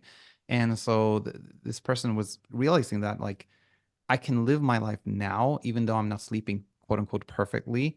And that's what you're kind of inviting people to do, to start drawing, going out, enjoying things they did before. And like that leads to so much growth, Right. and so much less pressure to sleep, or to even like come off to deal with the withdrawal, or whatever it is we think we Yeah. really have to do. That living our life like takes up space, which kind of leaves less space for the struggle, if you will, which can be really, really helpful. um and I felt again there was something else I wanted to tag onto this, but it slipped my mind. I know. I've gotta learn to talk in smaller sentences. I do it all the time on my videos and stuff like that. I'll just go on. I'm the king of going long ways around things because my mind's always going, oh, and then let's go here. Oh, this brings to this point. Maybe it'll come back to you if you remember, jump in. But let me ask you, we've talked so much about the limbic system and framing all of this, which has been great because I sometimes feel like I'm the odd man out saying the crazy things alone. So it's great to have someone else that can validate this, who's had lots. I think your work is the most important work I've seen in insomnia. I mean, it's why I refer everyone to you, and I've taught what I've learned from you in my own work with myself, with my students. I think it's groundbreaking, which brings us back to the point of the topic of the Benzo, or excuse me, the sleep documentary, is why I was so eager to do that with you, because I said I think he's on to something big. I think if and ironically, I see us facing almost the same problem with the established quo and the communities and things kind of working against you and trying to disprove you or make you look like the odd man out. But you can't mess with the results. There's a reason why you've been as successful as you have, and your school is successful, and the testimonials and all of that stuff, because the people that get it go, whoa, wait a minute, there's something here. And then you want to shout from the mountaintop, no, guys, you're doing it wrong. Drop the CBTI, drop the sleep hygiene, drop all of that stuff. No, you're not going to get fatal insomnia disorder. No, your brain isn't broken. And no, no, you just want to shout it from the rooftops, right? Um, so, what are your thoughts on that? Just before I go any further there. Yeah, yeah. I was smiling because I saw you could have gone here, could I have know. I was kind like, of deployed self-awareness. It's like, I'm going to pause here. uh you know I think you bring up a super, super important point, which is the following: that a lot of people who come across myself, and you, I'm sure as well, may say, well, okay, I hear what you're saying, but what is your proof? Like, what's the evidence you have, supporting everything you say? And the tricky thing there is that I would love to do like a traditional style, randomized, controlled, placebo study, where we have like thousands of people who go down like maybe CBTI, and then kind of our approach, and like prove, that there's a lot of validity behind what we do. But it's costly. It's time yeah, consuming. There's not really any interest that I see anyway in the kind of significant community to kind of shake things up, or look at something new, right? So that is a little tricky. But what you can produce is, let's call it social proof. and right, and this is the testimonials that you talk about, where people come onto our channel and talk about their story, talk about their journey, right? And I always felt that was really, really important, because after a while, when you hear story after story after story that essentially says the same thing, you build up a really, really strong case. hmm, And so I feel like in our space, we may not yet be at a place where we can approach things from kind of the traditional scientific in the traditional scientific way. Hopefully one day we'll get there, but Right. we can build up a super solid case with just the testimonials, the people sharing their stories. So Yeah. yeah, I think that's super important. Yeah. It's the best kept secret is what I call our school and in your work. You know, when I talked about your work to people about the insomnia, I say it's the best kept secret right now. It's just a matter of time. It's going to get out, and I hope it's going to get out, and I hope it's going to catch on the mainstream. Just as I think the work that I'm doing with my students, I really, truly, truly believe it's meaningful, and I think and so we all in the school, we've got 100 people in the school now, and we all kind of say the same thing. This is the best kept secret. Yeah. You just want to shout it from the mountaintop and say, guys, there's another way. At least try it. Try the other way. Try living without fear. Try confronting the bear with peace and welcome to the table. And let's just try something different. And what if you're not? What if your brain isn't broken? Yeah, And yeah, what yeah. if some of these things that we were fed aren't completely true? 100%. And I think you mentioned uh seeing this as well. Like what I see in my work is that you know, my biggest um, my biggest social media following is on YouTube, and it's still, like, by YouTube standards, very small. We're like almost 13,000 subscribers, so it's still quite small. But the growth is accelerating in a sort of exponential way. It's Yeah. not like, we're adding X amount of subscribers every month. We're adding more subscribers this month than we did last month, and more next month than we did last. So it is growing exponentially. And I think we are both in this space where we're like, we're in the snowball situation. Like, we start with a really small snowball, and it gets Hmm. bigger. And the bigger it gets, the easier it gets to make it a little bit bigger, et cetera, et cetera. So I think, I heard someone said you underestimate how much you can do in a year, but you overestimate how much you can do in a year, but you underestimate how much you can do in 10 years. And I think there's truth there. I think Yeah. when we get to, if we would get together in, like, 10 years and have this conversation again, I think we could be in a completely different space where we're Yeah. starting really to hit mainstream. Yeah, I hope so. The problem with me and my work is like nobody wants to come back and give a lot of testimonies because a lot of my clients and students are still battling that old mythology, that Benzo boogeyman, that the bear could come back at any time. And so there's almost this attitude of like, look, the bear went away. I just want to leave these woods and I never want to look back. I don't want to talk about it. I want to pretend like it never happened. And so I've even had, students that said, "Oh, I'd love to come on your podcast and share how successful this has all been, but I want to wait, a couple years because just in case, they think that it's like superstitious. They think that they're going to jinx themselves or something." So that's been a bit challenging, and hopefully that'll change. I do get some people on here, but I do understand it. When I got out of the benzo experience and I was healing, I just it was like getting out of Alcatraz for a crime you didn't commit. You don't Right. want to go back on a tour and visit the damn place. You just leave, forget about it. How I mean, you're burnt. You're trying to overcome trauma of this whole experience. I get that. So we're kind of going a different route with this. Is I've got a little team that I've been putting together, and we've been working hard for the last year or so to try to actually create a physical form of what I'm doing in the school, a recovery center, a kind of halfway house between people that are just coming off benzos, that have come off benzos. Maybe they were stuck in their recovery and they could come to a place. We're going to launch it here in Central Florida first, maybe 10, 15 rooms in like a kind of almost like a rehab facility, but using all the things that I've been working on with them, how to teach them these new philosophies and new psychology, and then the community, and then giving them back. I remember earlier I said they lost all the things that made them healthy, and they don't even know how to get started again. There's so much nuance, and even just like walking or leaving your house when you're agoraphobic. I said, wow, we could create a physical form of this, and we could focus on neuroplasticity building and neural rewiring and skill set building and all of this in community, and we could do it in person. And this is a place that someone could actually go to and have a team around them and really implement all these type of things. So that's been a dream of mine for 10 years. I just because if you're coming off of opiates or alcohol or anything, you can go to a place, even a 5-star amazing retreat, that's there's the science and it's completely focused on your specific thing, But benzos, it is different. Like I said, there's a lot of nuances here that I have to admit that makes it, you can't treat it like opiates. It's not an opiate problem. You can't treat the person who's coming off benzos like an addict. They're not an addict. They're dependent. It's a very big difference between those two things, you know?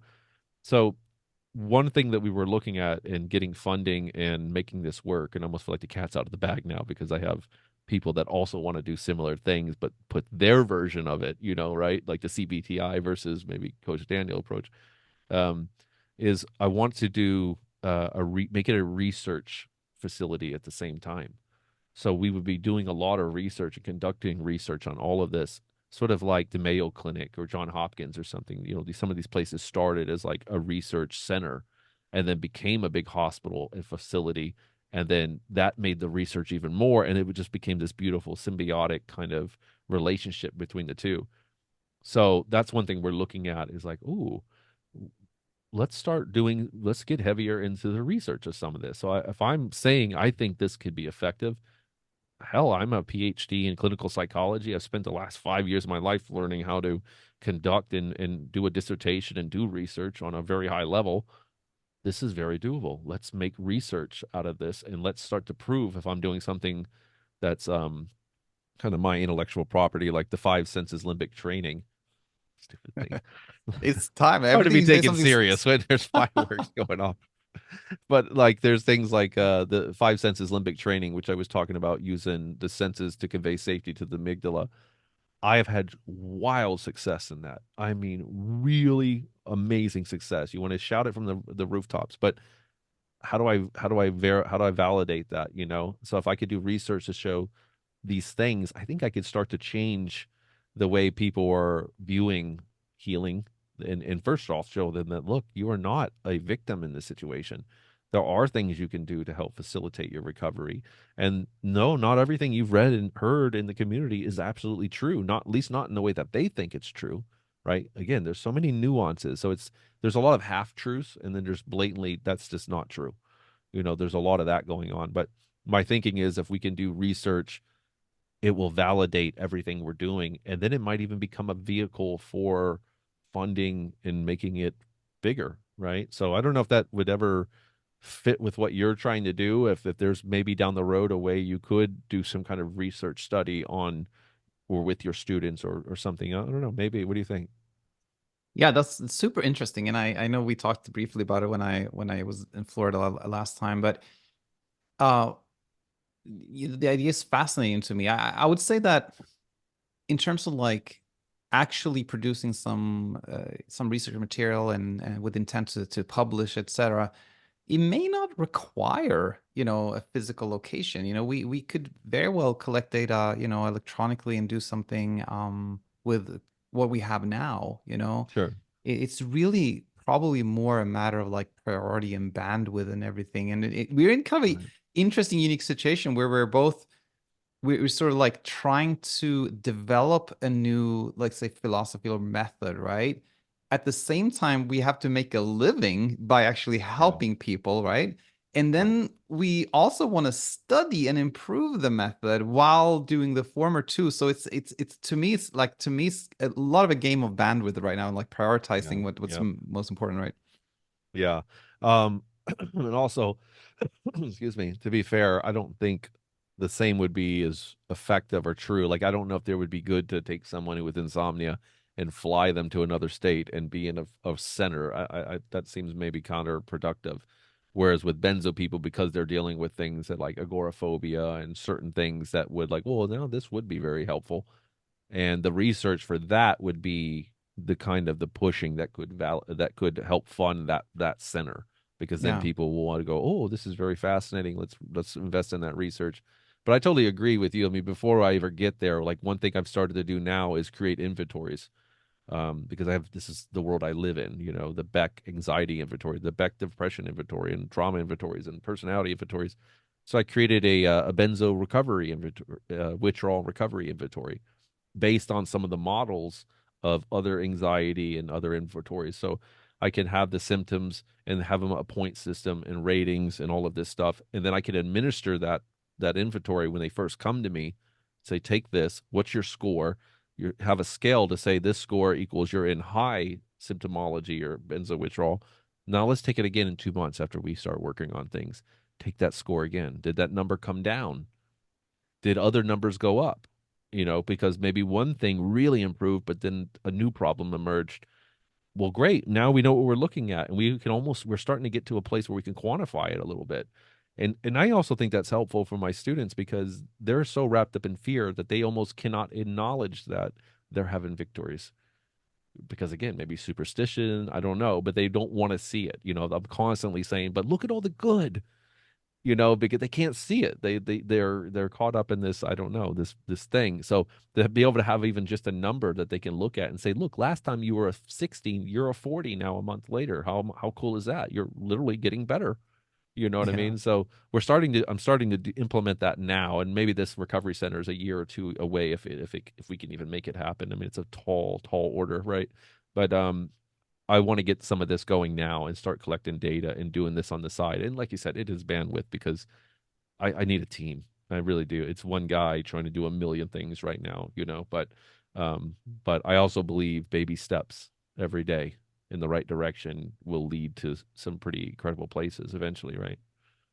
Yeah, I mean, this is why I enjoy talking to you so much, David. Like now you're presenting this new idea I've never heard of, like this inventory idea, which is very, very interesting. Like I think, when it comes to like the questionnaires for insomnia, I haven't reviewed them lately, but what I imagine is that they to me are focused on the wrong things. They're probably going to be like, how long does it take you to fall asleep? How long do you sleep? Like, and things of that nature, Right.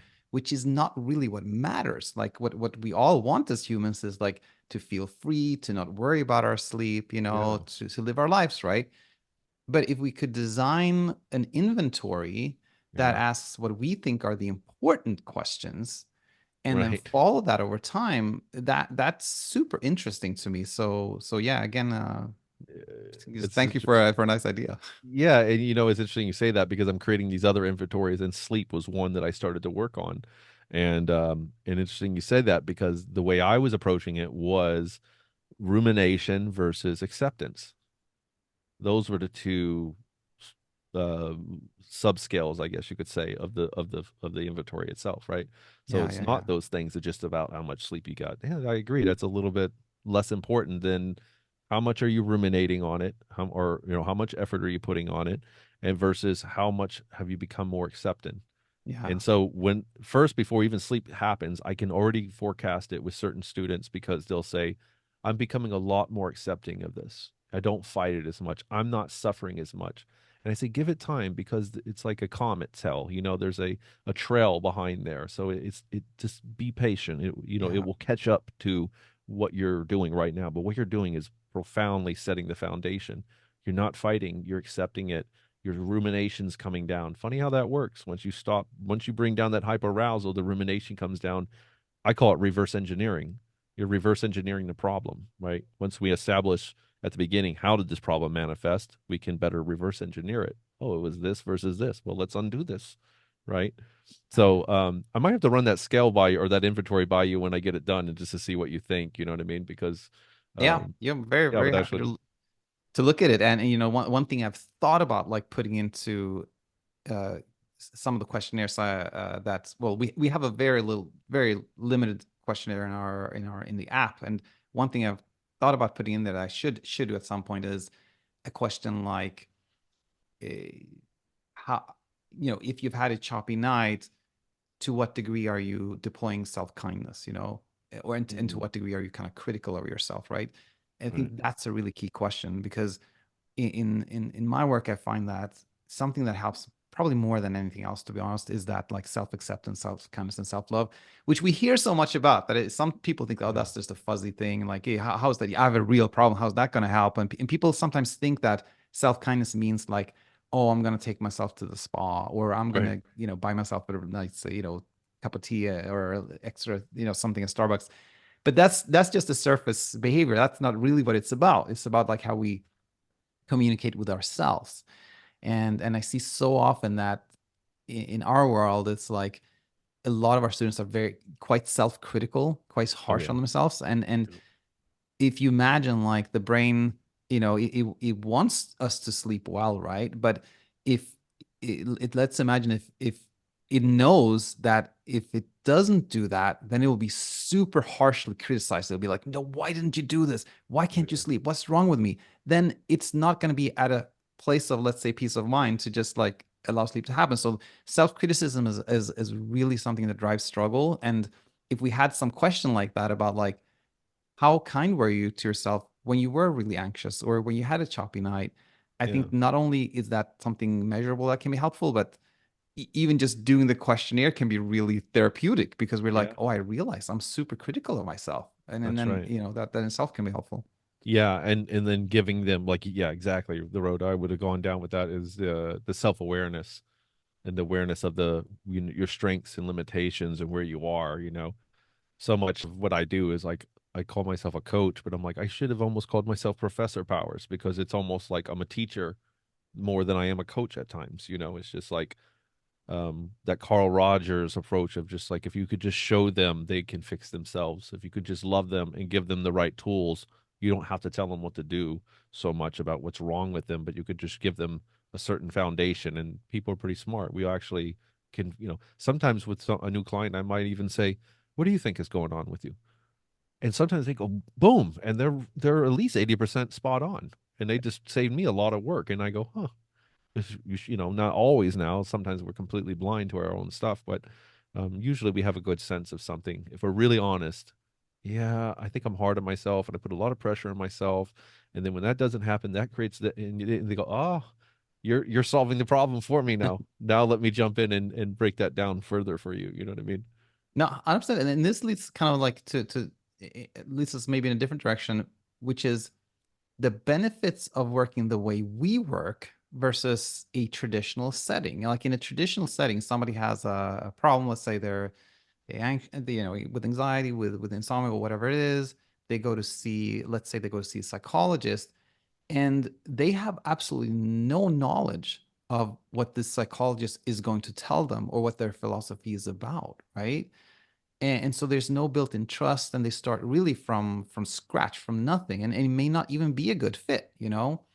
Versus in the work we do, people that eventually sign up to join your program or one of my programs, they have probably already spent months listening, Yeah. tuning in, Yeah. studying, and they know it's going to be a pretty good fit. They already have a lot of education, and so I think you know in kind of like near to long term future, either like the traditional model has to like really reinvent itself, or I think a lot of the work is going to be done by people who are like online educators who also have a course or something like that, because there's Yeah. just so many benefits with it.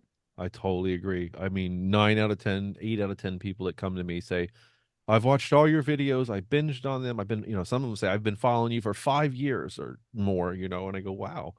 And some of them even are almost like they almost think you're a celebrity because it's so weird when you watch someone on the TV for so long and then you're talking to them and we got to get past that and you go, oh, okay, you're just a regular guy, you know. But I totally agree. I go, wow, this is such an advantage compared to my peers that went through my cohort in clinical psychology and they are out and they're practicing and stuff and they've got people coming in cold and they've got to go through maybe weeks, sometimes months of rapport building and trying to get this thing, you know. And you said something to me that really enlightened me in a sense to this was when I opened the school and I reached out to you and I said, "Oh, coach or Daniel, I said I got 50 people in the school," and you said, "Wow, that's a real testimony." Or you think you said something to the fact that I think that's a testimony to how much they trust you. And I was like, "Wow, I didn't think of it that way. It's trust. They trust you. You're you know, whatever you're doing is working, however you are being an honest transparent person, being a safe person, the content they've built trust with you. That's why you have 50 people in your school so fast, you know. And I've always thought about that and that almost gave me more of a appreciation, but it also gave me something to say, hey, don't ever lose sight of that. You know what I mean? Like they trust you for a reason and never lose that core Yeah. and nurture that because that's very special that they have, you know. So I totally agree that like people coming to me, they already have.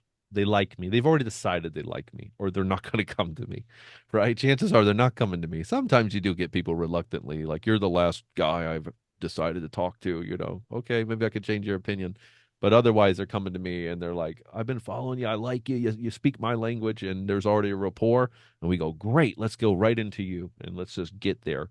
And it's sometimes I feel like, man, I am cutting through months potentially of the coaching therapeutic process, and we were able to get to some really deep hardcore places and solutions very very fast, like way faster than my peers when I have conversations with them about what they do.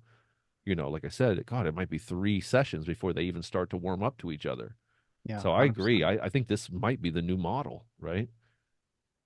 I believe that. I really can't see, uh you know, I really can't see anything that is superior at this point. Like, I think you, me, and many other people in the space are doing work that, we will learn from, and things will get even better. But at this point, I think it's so superior to a traditional model. I think what will probably keep like the traditional model going is really third party payers, whether it's insurance companies or like a state funded, government funded, like a payment structure that when people have, like, they can go to, let's say, their psychologist, and it's completely covered by insurance, then you know they will naturally choose that, right? So that will probably keep the, let's say, the traditional system alive for a long period of time. But if we can create alternatives that are, competitive in terms of price, then everyone could really choose to teach, to learn from us. So I think, yeah, it's just very, very, very interesting future. I think Yeah. we're at a crossroads, and I think the future is very Yeah, interesting. I, I I totally agree. I feel like we're in a renaissance, a neo renaissance in a lot of ways of new explanations, new techniques, new practices, new formats of things. You know, like it's a very interesting and kind of exciting new era, I guess, for some of this stuff, right? And I do have, I have some of my co peers from my cohort will now write me, and some of them started their practices before me, and they're like, how are you, you seem like you're already so successful. How are you, what's the secret to all this, you know? And I'm like, well, first off, I don't think you can go into it like a business. I do truly believe you have to be a sincere person, and it's like a calling. Like you didn't go to med school and go, I'm going to find a niche about somnia. You know, it just happened. It unfolded. And I know more of your story than we've shared here about what you've gone through and the struggles and things and the powers that you've had to fight, you know, to be where you are. It just authenticates it, the whole experience that, of course, you would be the guy doing this now, you know? So I tell them like, first off, like I had a couple of them say, "Well, I'm going to create a channel." I said, "Good luck." Right? Good luck, because what you don't see is that's going to be about a 5 or 10 year plan, right? You think you're just going to get a bunch and it's going to funnel in, and you're going to have clients out the, Yahoo. No, that's not going to happen. And then what's also I've realized about this whole process is there's no guarantee anyone's going to like you. There's no guarantee anyone's going to be receptive to you. Or if I mean, you could have the same knowledge, the next guy could have the same knowledge and everything as you, and he will just go cold. No one will watch his videos. No one will relate to him. No one's going to take him seriously, right? So it's a strange thing to have, but I say find a niche, find something, if like if you're going to go that route, don't just be, if this is for a general therapist, don't just be the another general therapist. There's a million of them out there. I say find what broke you, make that your mission. That's usually the wise thing to do. Everybody's got something, postpartum, something. Find that thing. Become a niche. You can still do all the other stuff, but specialize in something, right? Than Yeah. just to be a general another 1,295 YouTuber on generalized anxiety disorder management, insomnia management, right? Yeah, yeah, it's 100% agree. And it's interesting because I I divide what I do between, like, helping people with insomnia through our programs, but also certifying coaches, Yeah. and I've started writing a little newsletter for those people who are potentially interested in becoming coaches. And one of the topics that's on my mind is, like, writing a newsletter about like what are the most common mistakes people do who are aspiring sleep Mhm. coaches, right? And what I see all the time, and this is fascinating to me, is somebody pops up on, let's say, Instagram, and there's like, oh, there's a new sleep coach so and so, and then you check the content, and they say exactly the same thing that's been said in the space for 10 years. They're just repeating the same old stuff. And I'm like, how do you expect anyone to be interested in working with you if you're just rehashing what they can get from a simple Google search, right? So That's that's right. that's one thing. And so I think it's super helpful to say what you said, that like if you've had insomnia yourself or gone through benzo withdrawal yourself, look at what helped you, right? And Yeah. that's not going to be that like standard device that you have. What Right. really helped you? Talk about that. Really Yes. helpful. And exactly, said niching down. I think is super helpful. Like I think you could, we have one of our coaches, and she's just doing really really well. Her name is Beth. But when she joined, I was like, Beth, like you're a flight attendant. Like what if you created a kind of like a course or a program for flight attendants with insomnia? And how many flight attendants are there in the world? I don't know. Maybe it counts as hundreds of thousands or millions. So it's kind of much smaller than everybody in the world with insomnia, of course. Yeah. But in that space, you can be like hyper successful, right? You can, if somebody says like, "Oh, I'm a flight attendant and I have someone, this is perfect for me. This is Yes. exactly what I want," right? And not only that, I also think about like this is gonna sound a little random at first, but I grew up in Sweden, and there are certain like actors from Sweden Mhm. who do really well here in the United States and reach, do well in Hollywood and get roles, etc. And when I look at that and I think about like how do they do that? You know what the secret is? Well, they became really successful in Sweden first. Like Yeah. they broke Yeah. through in Sweden, and they jumped on the radar there, and then they took. So if you can start with a niche, and if you become really successful in that niche, Yeah. then you go wider too. So like 100% agree with everything you say there. Yeah. Brilliant. Yep. I say the same thing. Even to some of my people have reached out. I'm going to start a channel. Find what's unique about you. And now you know the formula of how it works. You could do it 100 times. Like one thing that helped me was fishing.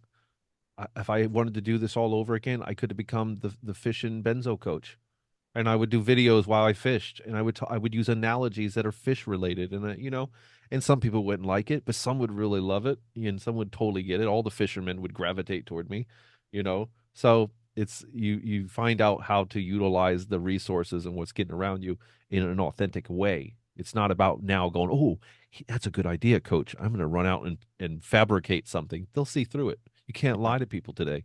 They're too smart. They'll see through it in your videos if you're lying or if you're putting on the fake face and they don't even gravitate to that anymore. You know what I mean? So it's got to be authentic.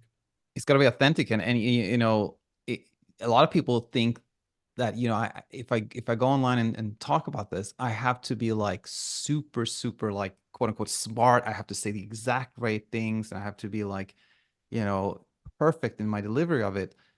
That's not actually what matters as much Yeah. as what you said, like being sort of Right. relatable or or showing who you are as a person, because Yeah. oftentimes it's some people say like, oh, you like fishing, I like fishing, I want to work with you, or like you're into you, I don't know, you like fancy bags, I like fancy bags, like Right. Right. yeah, I want to work with you, like so like showcasing who you are, I think is really really helpful for anyone who wants to become like an online educator. Absolutely. Yeah. And it's funny, I cringe now because I've got some old videos that I'll probably pull.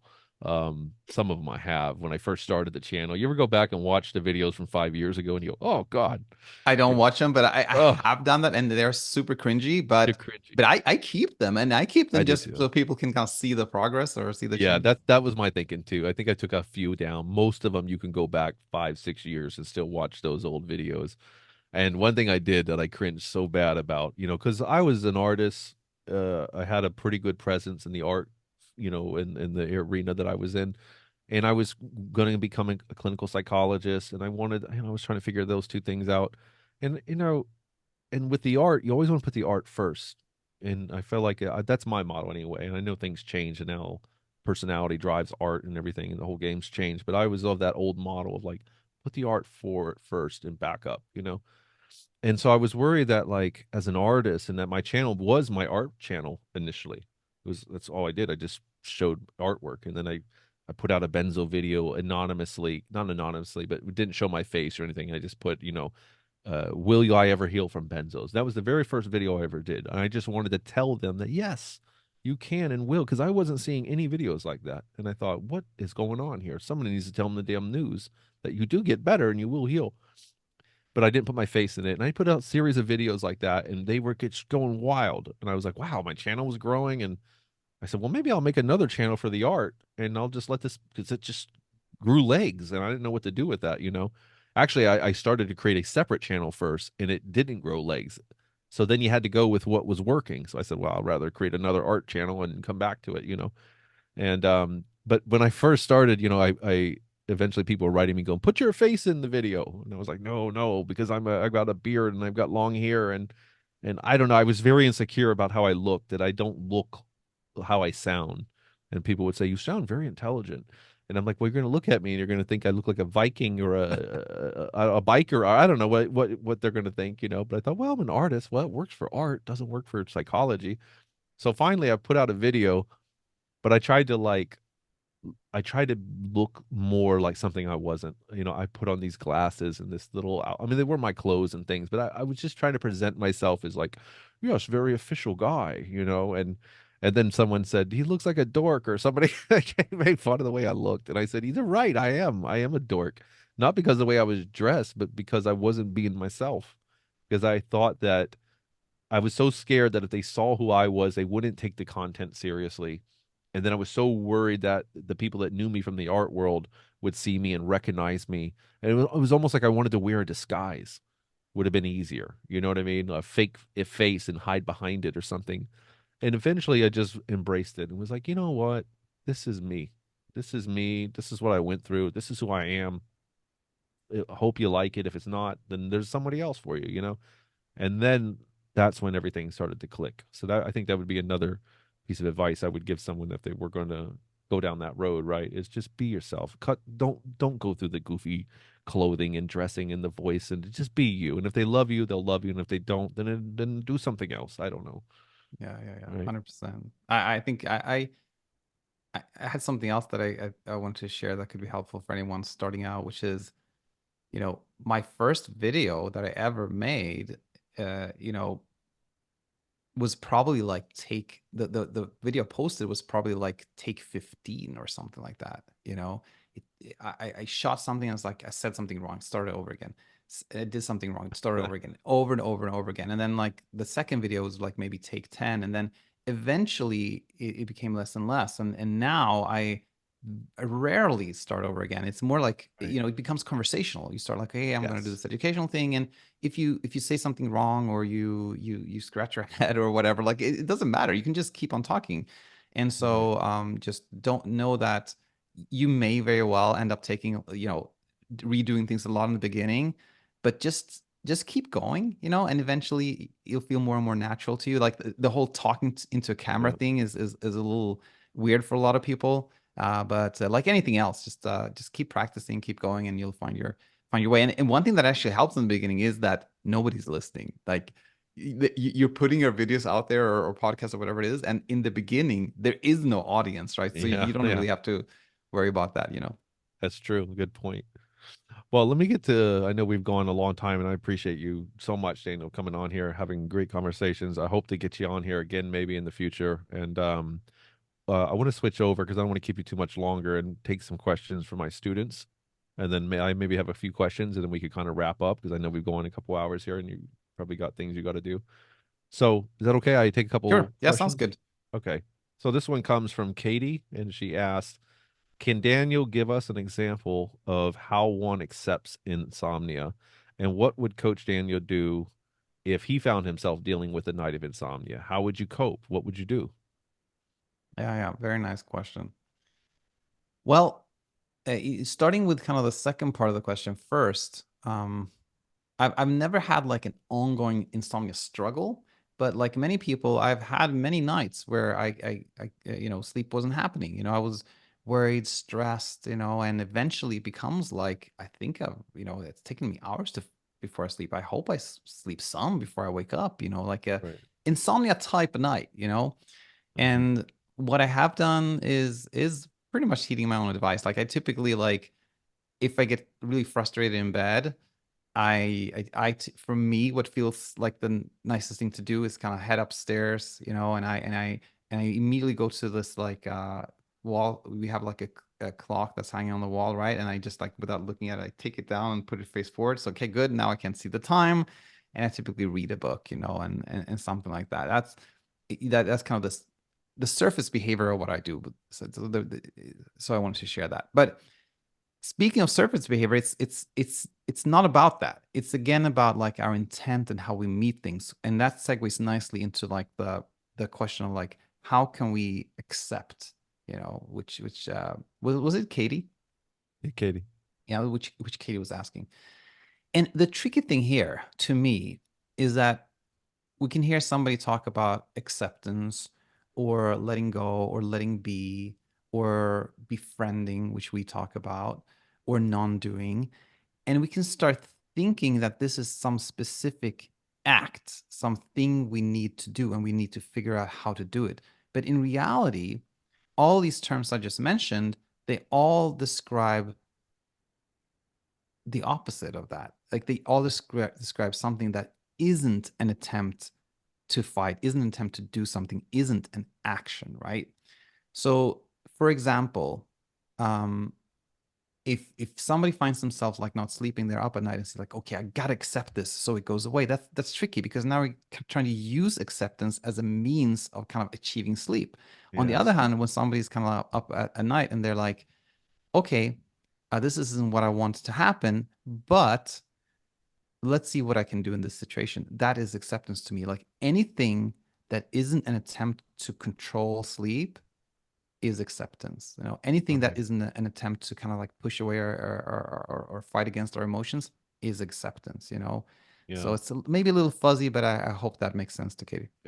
Absolutely. And so yeah, that was kind of my advice to most people too, was just like, well, just get up and do something you like, but don't get too stimulated or you won't go to sleep. Don't put on a James Bond film or something perhaps, but like but you're so right. You can't do whatever you do, you can't do it to sleep. You just can't put that pressure on you, which I again kind of found in ironically circled around in my own work with my students. They said, "But you have us doing all these things, coach.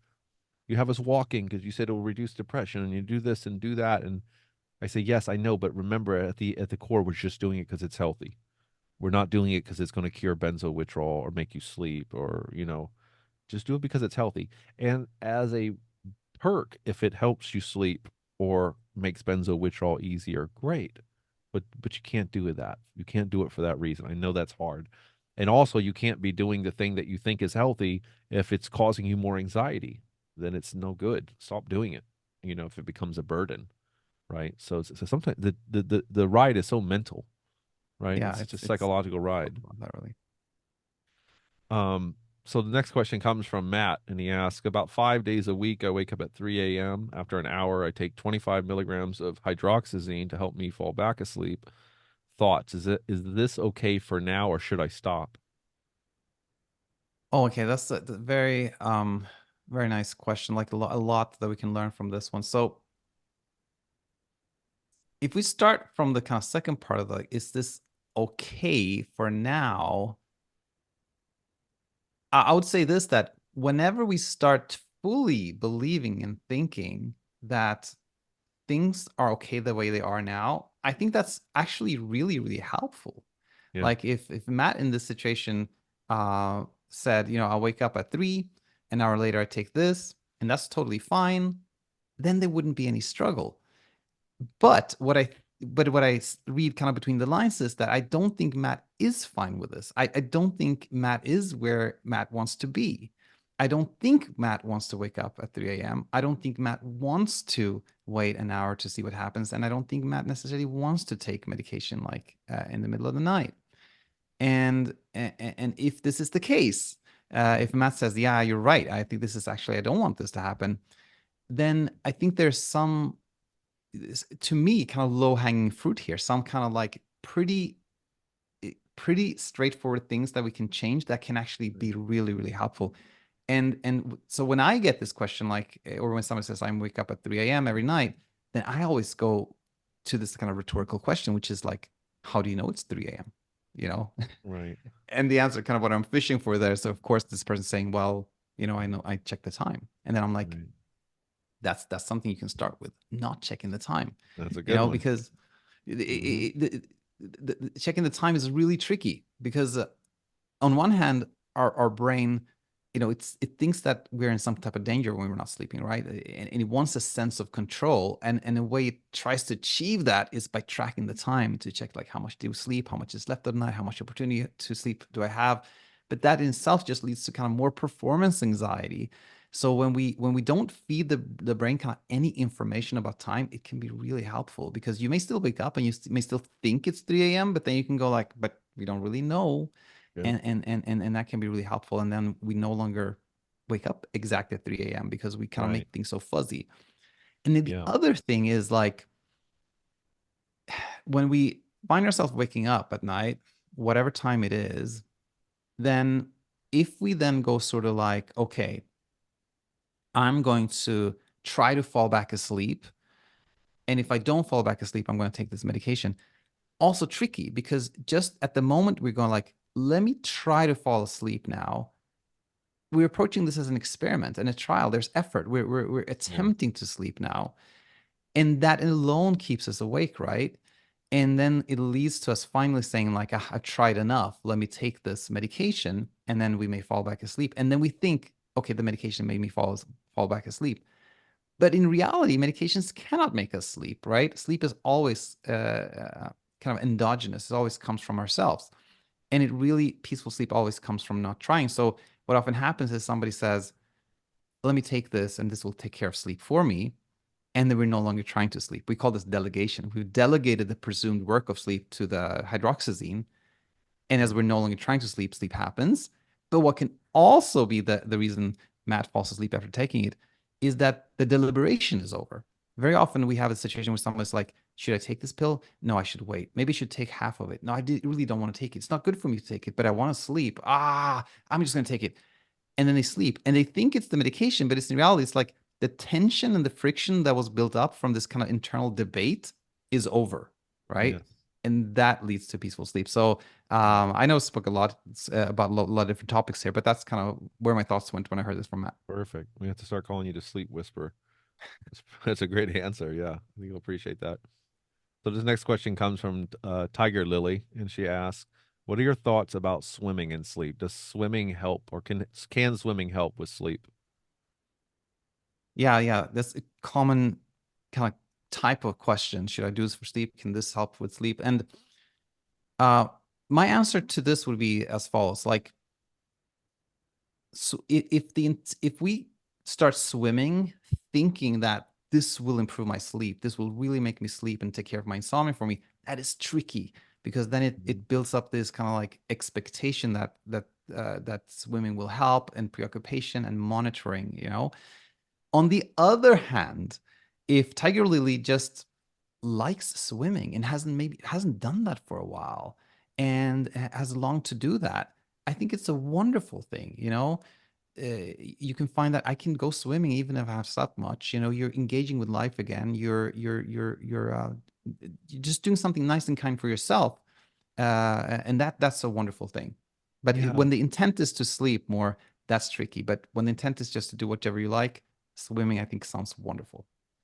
You use this term embrace wakefulness, and what I've sometimes corrected people, I knew this is a good moment to run this by you, is they always would think embrace wakefulness means just find acceptance. And I say, you know what? I think Daniel's going one step further. And correct me if I'm wrong. I think that's a big piece of it. But also, I think he's saying that when you are awake, embrace being awake. Like, don't make it like this, just you're in this chamber of waiting for something, and you're just trying to find peace or acceptance in it. I think it's a dual part mission. And say you only get 2 hours of sleep last night. Embrace your wakefulness for the day. Don't sit in a dark room on the couch, not moving and kind of just looking at the clock and waiting to the nighttime and say, well, I hope maybe this time I'll sleep. no, go live your life, swim, do these things, have a big day. And that in itself is embracing that wakeful process, right? Is that, do I misunderstand you there? No, when I talk about like embracing wakefulness or befriending wakefulness, I mean it mainly as what you describe as kind of like when you find yourself awake at night, instead of kind of just laying there wanting sleep to happen or trying to sleep, do something that makes that moment easier for you, like Yeah. nicer, more enjoyable. A common misunderstanding is that people say, "Hey, Daniel, like I'm just tired. I don't want to like throw a party in the middle of the night." Yeah.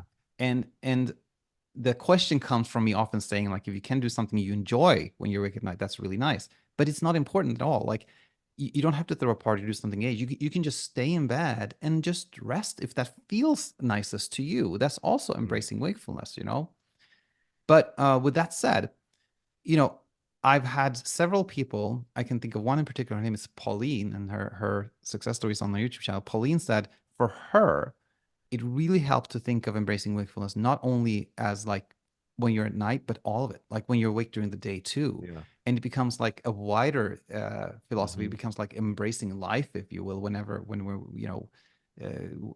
embracing life. So and I 100% believe that. So I think Yeah. that's super helpful.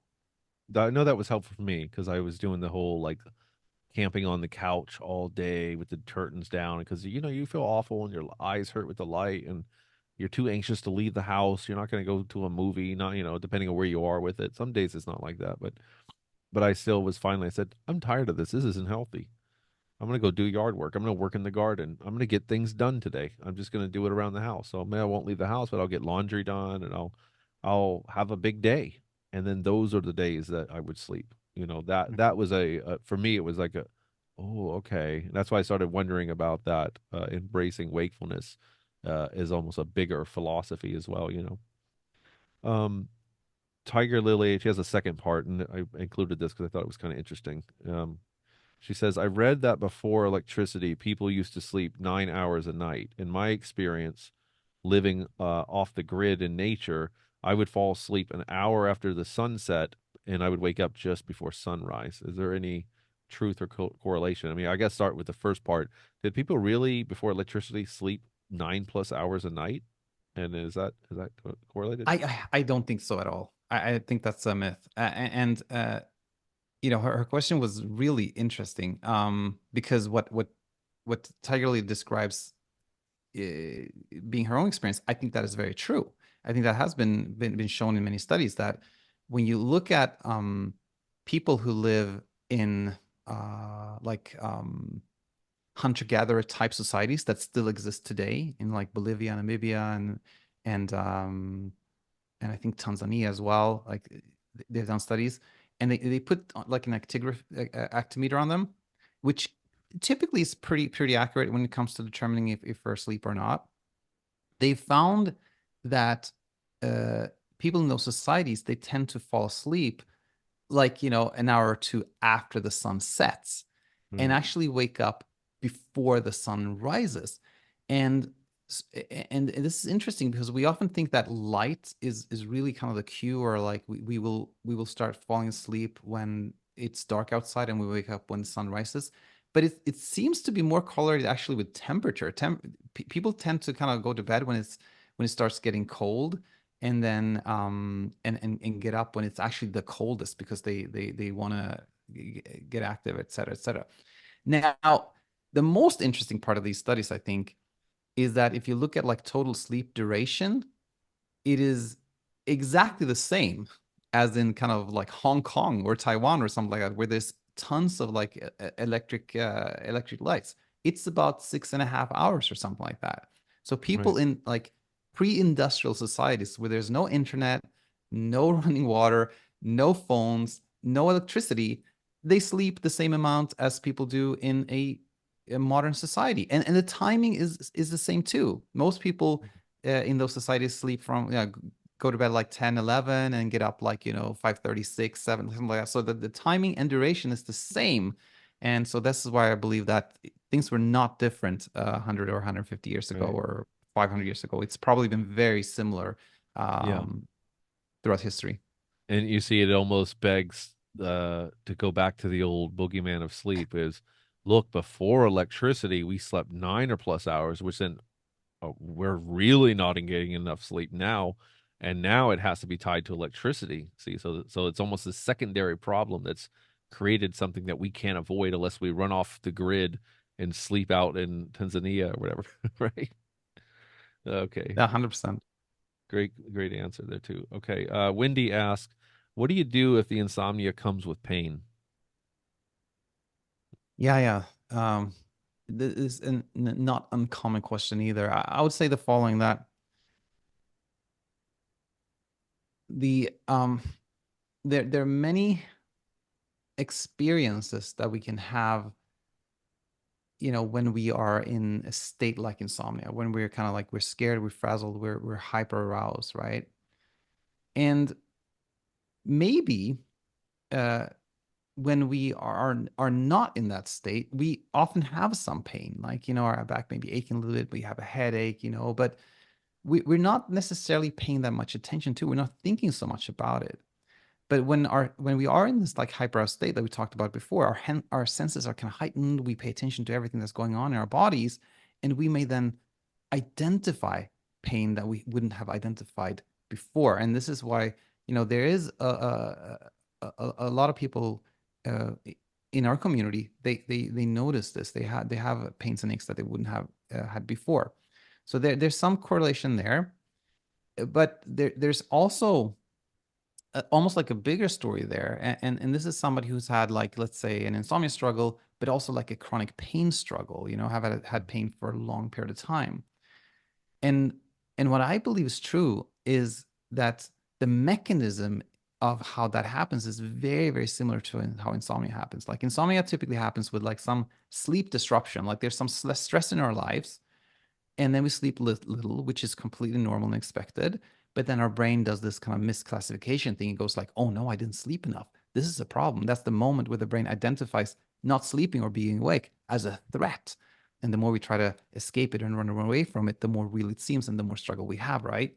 Same thing can happen for pain. We can have, like, we're in an accident, or we fall, or we hit ourselves or something, and we have pain, which is completely normal. It's just our body saying, like, this body part is sensitive now, be careful, right? That's the purpose of pain. But then our brain can go like, oh no, but I have too much pain. This pain shouldn't be there. Yeah. This is too much pain, right? And then what happens is we become scared of the pain. We start avoiding the pain, and Right. the brain starts treating the pain as a threat or as a bear now. And the more we kind of comply with that idea, the bigger the threat seems and the more pain we experience.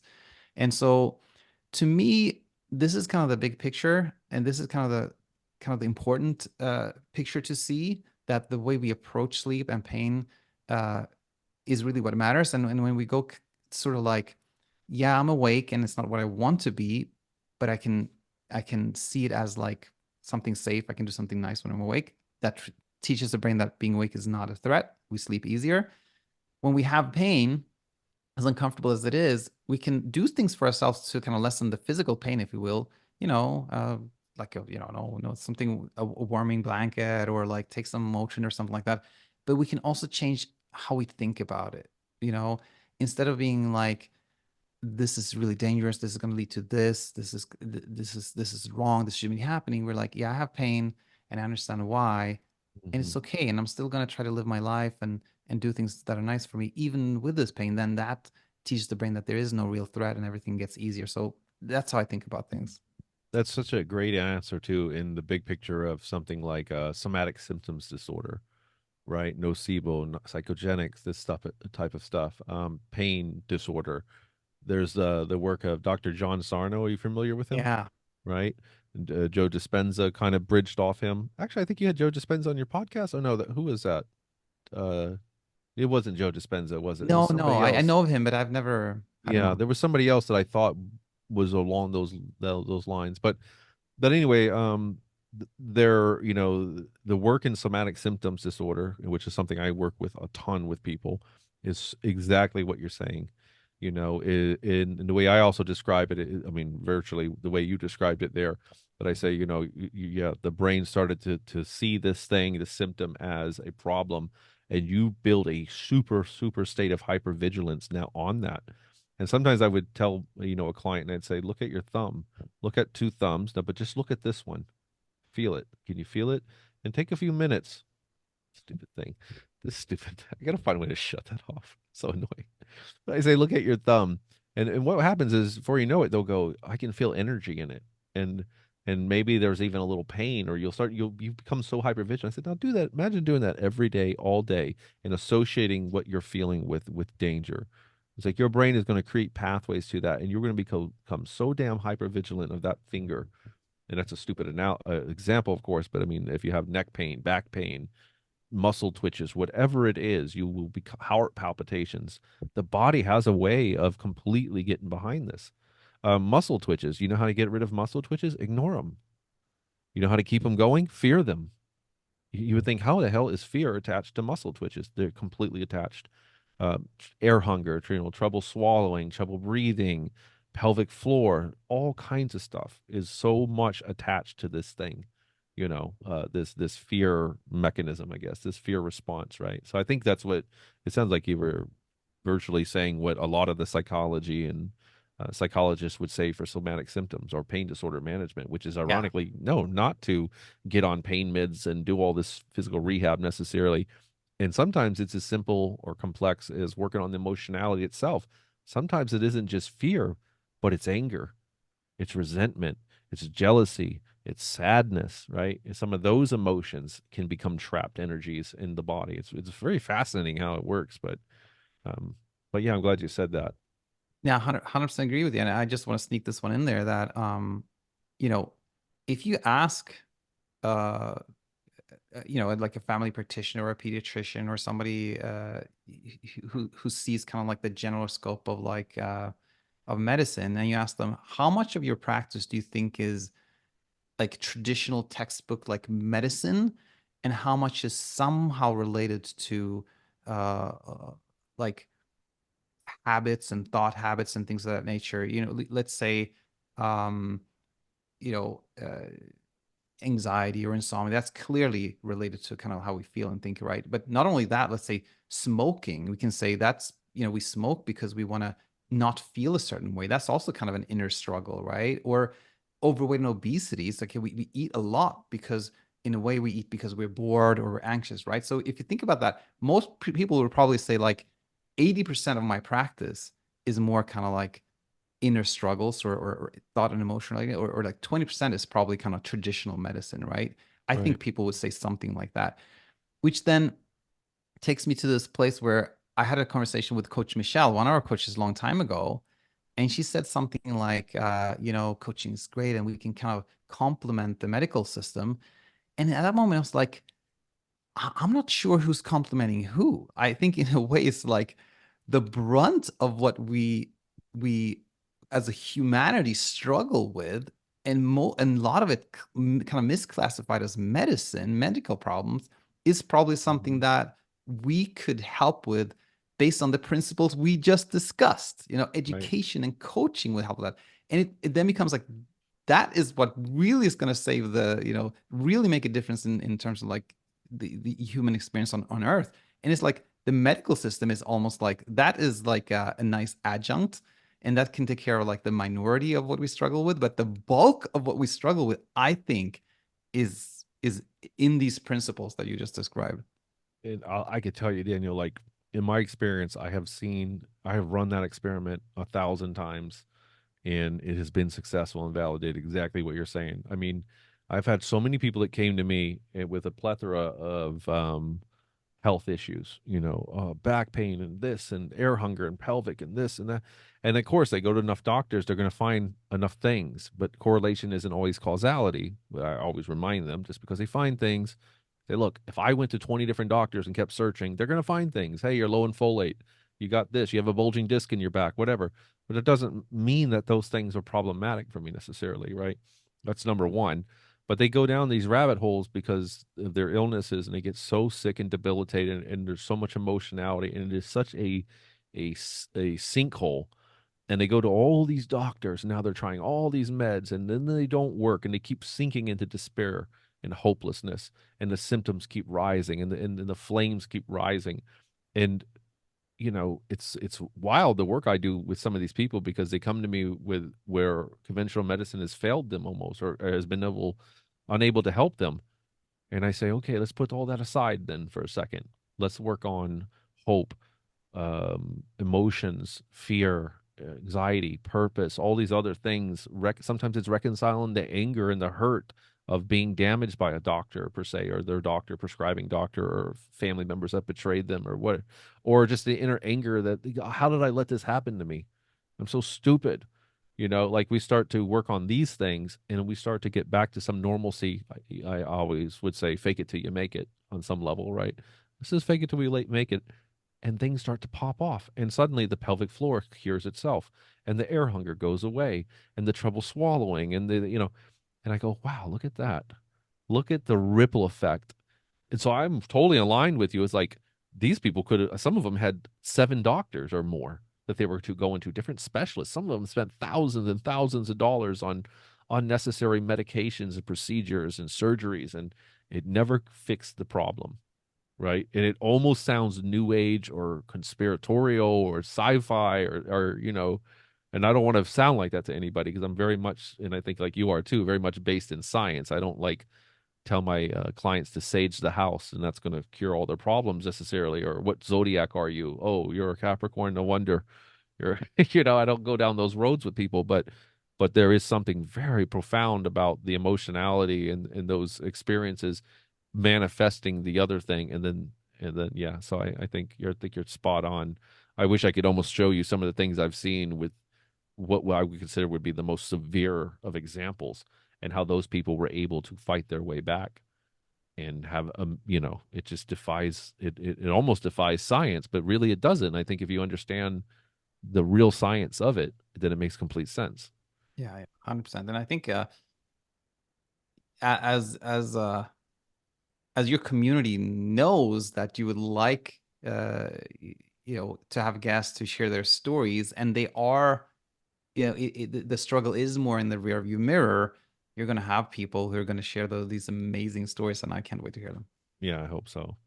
Couple more questions and I'll let you go here. Carol asked, any advice for people coming off benzos who face an extra challenge with withdrawal symptoms and related intense fear and rumination? Um, I never feel asleep or relaxed at night, only tension, and the only body tension. So I don't know if you want me to read that again because it's a two-parter. Or did you follow that? I think I got it. I would say we already discussed something that I think is really, really helpful, which is that to see that when you are coming off of Benzo, that is like you may be removing some sedating agent from your nervous system, and then the nervous system can, of course, be a bit more reactive as a result of kind of removing something sedating. But that in itself can really only cause us to have like a little bit like less sleep or like a little bit choppy sleep. And when we don't react to that, that's not insomnia, that it's just like a little choppy sleep, and it kind of normalizes itself. So knowing that, I think, can be really helpful, because when we think like, oh no, if I go down on this, I'm going to have insomnia, that's tricky. Again, that's not Yeah. true. Coming down of something sedating can only cause sleep disruption, not insomnia. Now, uh, there was also mentioning of like there's all this fear at night, and I would say when we know that the tricky thing with fear is actually the same thing as the tricky thing with not sleeping or pain that we already discussed, which is when we think, oh no, I'm not sleeping, this is a problem, that's when it can become its own loop, right? Where we think like, oh no, I have too much pain, I have to do something about this. I'm afraid of having pain now. That's when it becomes its own loop. And same thing can be said about emotions. It's like when we're kind of feeling scared and we're thinking, oh no, I shouldn't feel scared, I have to do something about this. What's essentially happening is we're becoming scared of being scared. And now that can become its own loop. So Right. I know this sounds like very simplistic maybe, but when we teach our brain that feeling scared is uncomfortable, yes, but it is safe, it is normal, it is just an emotion. Yeah. then that fear starts to fade because we no longer have the fear of the fear, which means we can still Right. be scared at some points in our life, but it doesn't become its own loop because we don't react to it. So if we can see that moment where we're scared as sort of an opportunity to practice just being scared, and allowing that fear to be there, then we're doing something really, really helpful. Right. And now the last part of this was, what was the last part of this one? The last part asked, I never feel sleepy or relaxed at night, only intense body tension. Yeah, I think not so much more to add to that one, except that to say that when we're again, when we are not feeling sleepy, uh the thing that kind of keeps us from being sleepy is this like hyper arousal, this like heightened mental state, if you will, that can come from fear, anxiety, but it can also kind of come from excitement, like the kid before Christmas. Like they can be excited and hyper, so they don't feel Right. sleepy. And this is just knowing this can be helpful because when we think like, oh no, I'm not feeling sleepy, something is wrong with me, that's tricky. But when we're like, I'm not feeling sleepy or tired, and that's just because I'm a little on edge, I'm a little hyper aroused because of this fear of not sleeping or whatever other fear has been going on, then it kind of normalizes it again, and then things can kind of resolve by themselves. Excellent. Thank you so much. Do you mind if I ask you just a few questions? Not at all, sure. Took some of them, but I had some questions that I thought, I could add to this, just knowing my community. By the way, to Carol, I know her because we work together, and she's also engaging in still in, and admittedly so, too much sleep hygiene. So I think it's almost all connected there, and that might be. I see a lot of that where people will even say, I know Coach Daniel's teachings. I just can't get myself to stop the sleep hygiene. They're too invested in. I think I need the tea. I need this. I need that. So it's almost like you have to have this leap of faith that you have to. Do you find that like you just have to? How do they stop? How do you make them stop? Because they're like, I need this. I hear what he's saying, but it's like going parachuting without a parachute. Almost is what they feel like. Right. No, the very nicely phrased question, and I have like an expression I use a lot is the courage and kindness. And what I mean by that is the following: that yes, sometimes it is a leap of faith that leads to where we want to be. And Carol may have a lot of these sleep effort safety behaviors, like let's say drinking the same amount of tea, the exact same brand every night at 9:30 p.m. or something like that, Yeah. because there's some sense that at least I'm doing something, at least I'm not going into this completely like without any armor or protection. Like at least I'm doing something. But again, the tricky thing with that is that we're maintaining the sense that there is some danger, right? So sometimes it is like deploying courage and being like, tonight I'm just not going to do that. Kind of Right. nudging yourself to courage can be really, really helpful. On the Right. other hand, if it feels like jumping off an aircraft without a parachute, then maybe we're pushing ourselves too much, and then we can Right. deploy kindness and being like, okay, I know that these sleep hygiene things are maybe not that helpful. Maybe I shouldn't be doing them, but I'm doing them now. And now is not the time for courage. Now I can do them and I'm not going to blame myself for them. So courage Hmm. and kindness, I think, is the answer. Oh, that's great. So the kindness and the courage, yeah, I see that. So that's a good like stepping point. Let's first work on that to come to terms with the fact that you're doing it, and it'll make it easier then to bridge to the next step there, sort of, right? Yeah, yeah, and they That's can, why. they kind of they're fluid. Like sometimes it's like I don't have the little courage, so I can just like I can do what I'm doing now and not blame myself for it, and then it becomes this kind of low stake environment. We're Yeah, kinder to yep, ourselves, and then it becomes easier to be courageous, right? right, And sometimes sometimes it's the opposite. Sometimes we're like you do something really courageous, and then we find that it's easier to be kinder to ourselves too. So it's kind right. of like it's two principles, if you will, that both are really helpful. And when should we kind of be courageous and do the things we've been scared of, and when should we be like, no, it's not the time. Now I'm gonna like be gentle with myself. It's one of those unanswerable questions, but you have to kind of follow your own inner compass, and that will guide you. Excellent. Thank you. Um, you know, in the Benzo community, there's like almost a conspiracy theory that pervades that, for one, I think that most people think that benzo withdrawal happens on a much larger scale, much higher percentage of people than it does.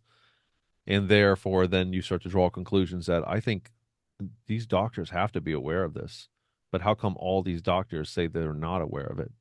Are they gaslighting us? Are they lying? Are they burying their heads? So I guess my question to you, and I have my own thoughts on this, but I'm curious to yours, is why don't you think that more doctors or so much of the medical community are not aware of the benzo crisis and the benzo situation? With granted, it's a smaller group of people, but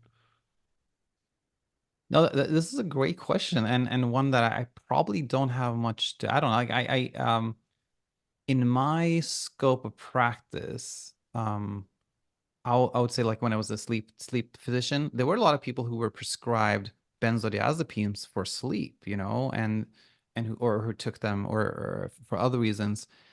But I, you know, I never really encountered somebody who came to my practice that I had been kind of taking off the benzodiazepines who described who talked to me about it.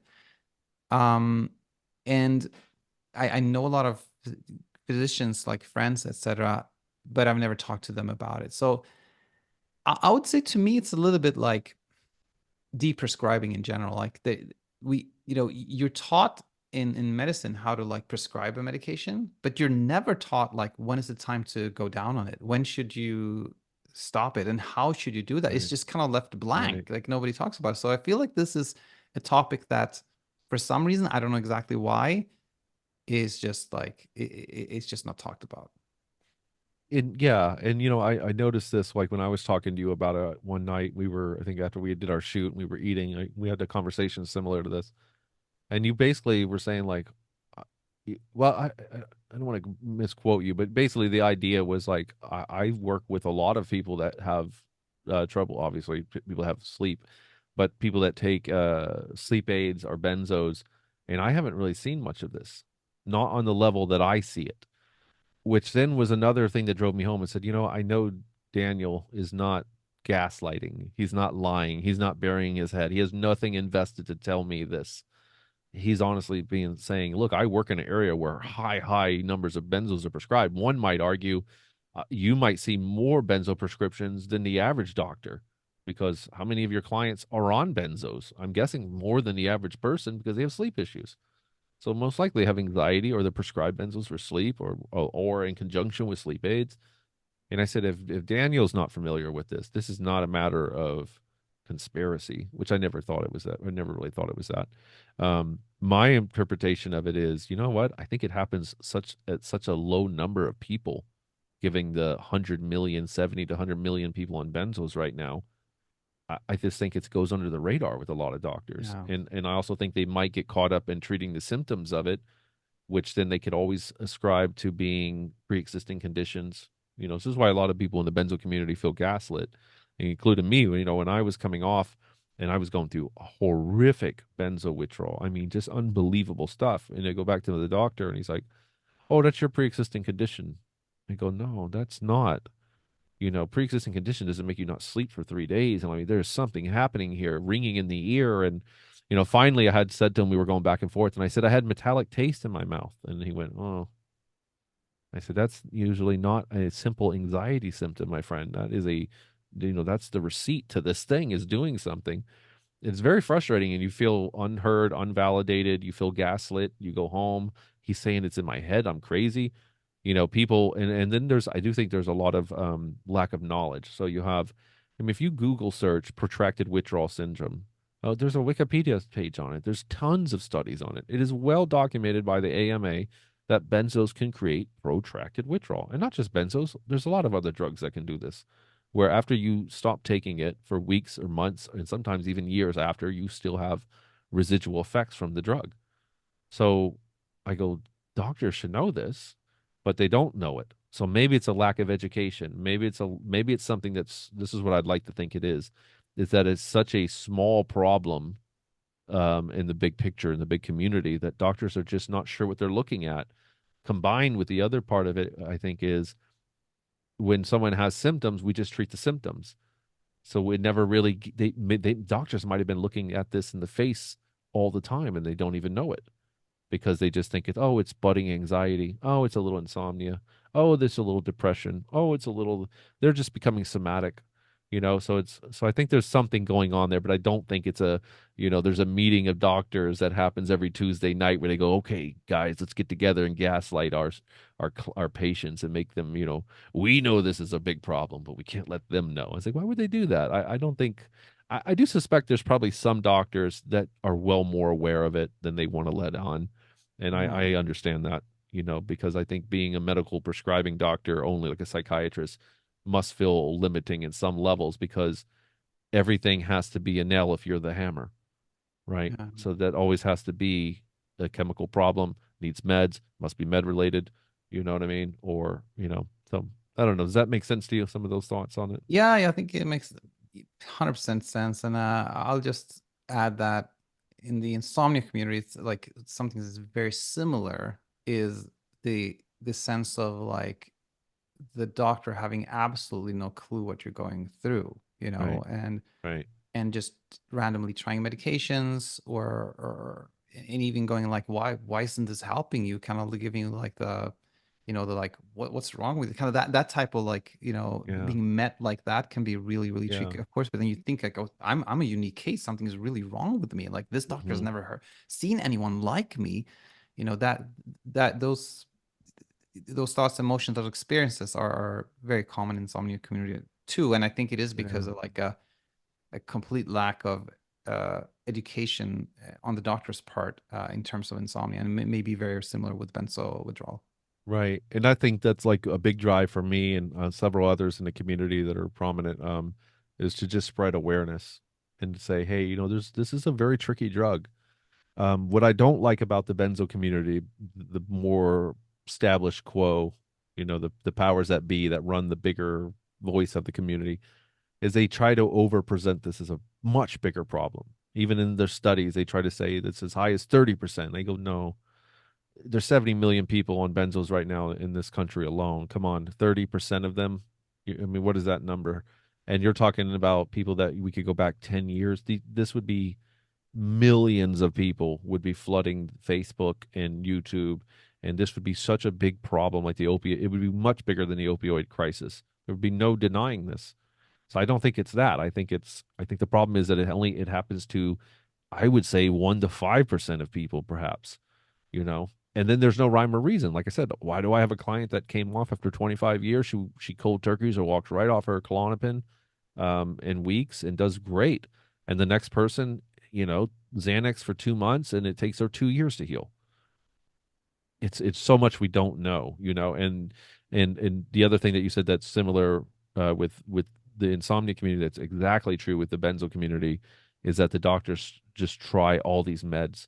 They keep trying things, but I think there's so much overlap between the two things that we do here, these two communities, because if you are having insomnia and you go to a doctor and he gives you Lunesta or Ambien and you go home and then it stops working after a couple weeks, oh boy, you start to panic. Oh God, the sleep aids aren't working. And then he says, well, here's gabapentin, and you try that, and that's not working. And here's hydroxyzine, and that's not working. And let's try Zoloft, and then that's not working. And then finally, you're at Seroquel. I mean, you're getting to these more extreme, like, well, let's give you an antipsychotic. And I mean, short of going to the hospital and them just hitting you and tranquilizing you to put you to sleep finally.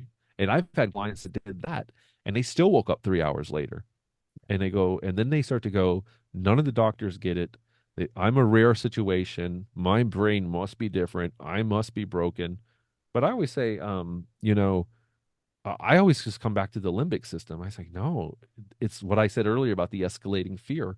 When you get to that level where you're going to the ER and you tried all the meds, it's like being pinned down and mauled by a bear at that point. Your limbic system is, if there's like, let's say a 5 rating system, it's at the top. It's 5. You're going completely Okay. off. And I said, if you could take an Ambien, a powerful Ambien, and 20 milligrams of Valium on a camping trip and go and just boom, black out on these meds. If a bear broke into your tent and started mauling you, I promise you're going to wake up. You will wake up out of those beds. And not only will you wake up, you will be hit with a jolt of adrenaline and you will run from that. You won't be what you think you will, like you'll just sleep through the attack. No, your limbic system is that powerful. It can keep Yeah. you up for days. It can make you do incredible feats of survival, right? So I think it Yeah. comes Yeah. down Yeah. to some of that. 100%. Yeah, what you're illustrating is that the wakefulness in the situation is a feature, not a bug. Right. It's actually proof that your brain is working exactly as designed. As bizarre as this may sound, the fact that you can go to hospital and be pumped full of sedating medications and still not sleep, it just means that you have been so afraid of Right. not sleeping, right? Right. That fear keeps you awake regardless of how sedated you are. It just means that the Right. brain is doing exactly what it's supposed to do, but it's just confused. There's actually no real threat. That's all. 100%, Daniel. And then to drive that home even further, then these people that reach out to me and they'll come to me. Sometimes I haven't slept in 4 days, 5 days. I've tried everything. The same scenario we just said. I give them a little hope. My brain isn't broken, no. And I explain things and I give them some hope and some peace and some real hope. Not like false promises or anything. And guess what? Many times they suddenly sleep. Yeah. And then they'll write me. I go, I can't believe this. What did you do? I talked to you, and you know what? I slept that night. I said because not because you heard what you needed to hear. Your limbic system heard what it needed to hear, which was we're safe. Yeah. It's just so wild how that feeling of just safety. If there's one thing I could give everybody who's dealing with insomnia or benzo withdrawal, it's like I wish I could just turn on that safety feature, or just give them a pill, a morsel of safety. It goes so long. It is so powerful that once you finally get it, it's like a light bulb goes off in your mind, like, Yeah. and you go, I can't believe that safety. The feeling of safety is more powerful for my sleep than Ambien, Lunesta, and Seroquel. Yeah, right. 100%. Yeah. Nothing's Unbelievable. out. Yeah. Let me ask you a couple more questions. I'll let you out of here. I'm keeping you long. I hope you don't mind. This is a great conversation. I know my audience is going to really be eating this up because there's so much valuable information here. Let me ask you another question there. Oh, have you seen people who were able to correct their insomnia while tapering off a benzo or a sleep aid or both? Yeah. Yeah. We have a lot of students that are in the process of coming off medications, including benzodiazepines and sleep medications and things of this nature. And uh, it's not at all a requirement that you're not tapering or that you're not taking a medication for sleep. In fact, what we just talked about segues very nicely here. When this person realizes that I am safe, there's no threat, they can taper off and have and sleep well and have no struggle with sleep. So short answer is that absolutely. Right. And that's what I knew you would say, but I just wanted you to say it because it doesn't Okay. sound as Yes. convincing when I say it. And I say it all the time to people. Well, I'm on this benzo or I said my friend works with people all day and he sees many people that taper off a benzo and can sleep. It can be done. So you're putting Absolutely. too much pressure on the benzo and then using that as the scapegoat for not having to come to acceptance because look, I have a reason. It's this thing. It's another version of my brain's broken. It's another, you know what I mean? So I'm glad you said that. I knew you were going to say that, but I wanted to get you to say it. What else? I had another thing I wanted to run by you. Um, oh, okay. Let me ask you just two quick questions, and maybe you can just give me short, sweet answers on this, right? One, maybe in a sentence or two, what is insomnia? Insomnia is an ongoing self-perpetuating struggle that is rooted in the fear of not sleeping. Right.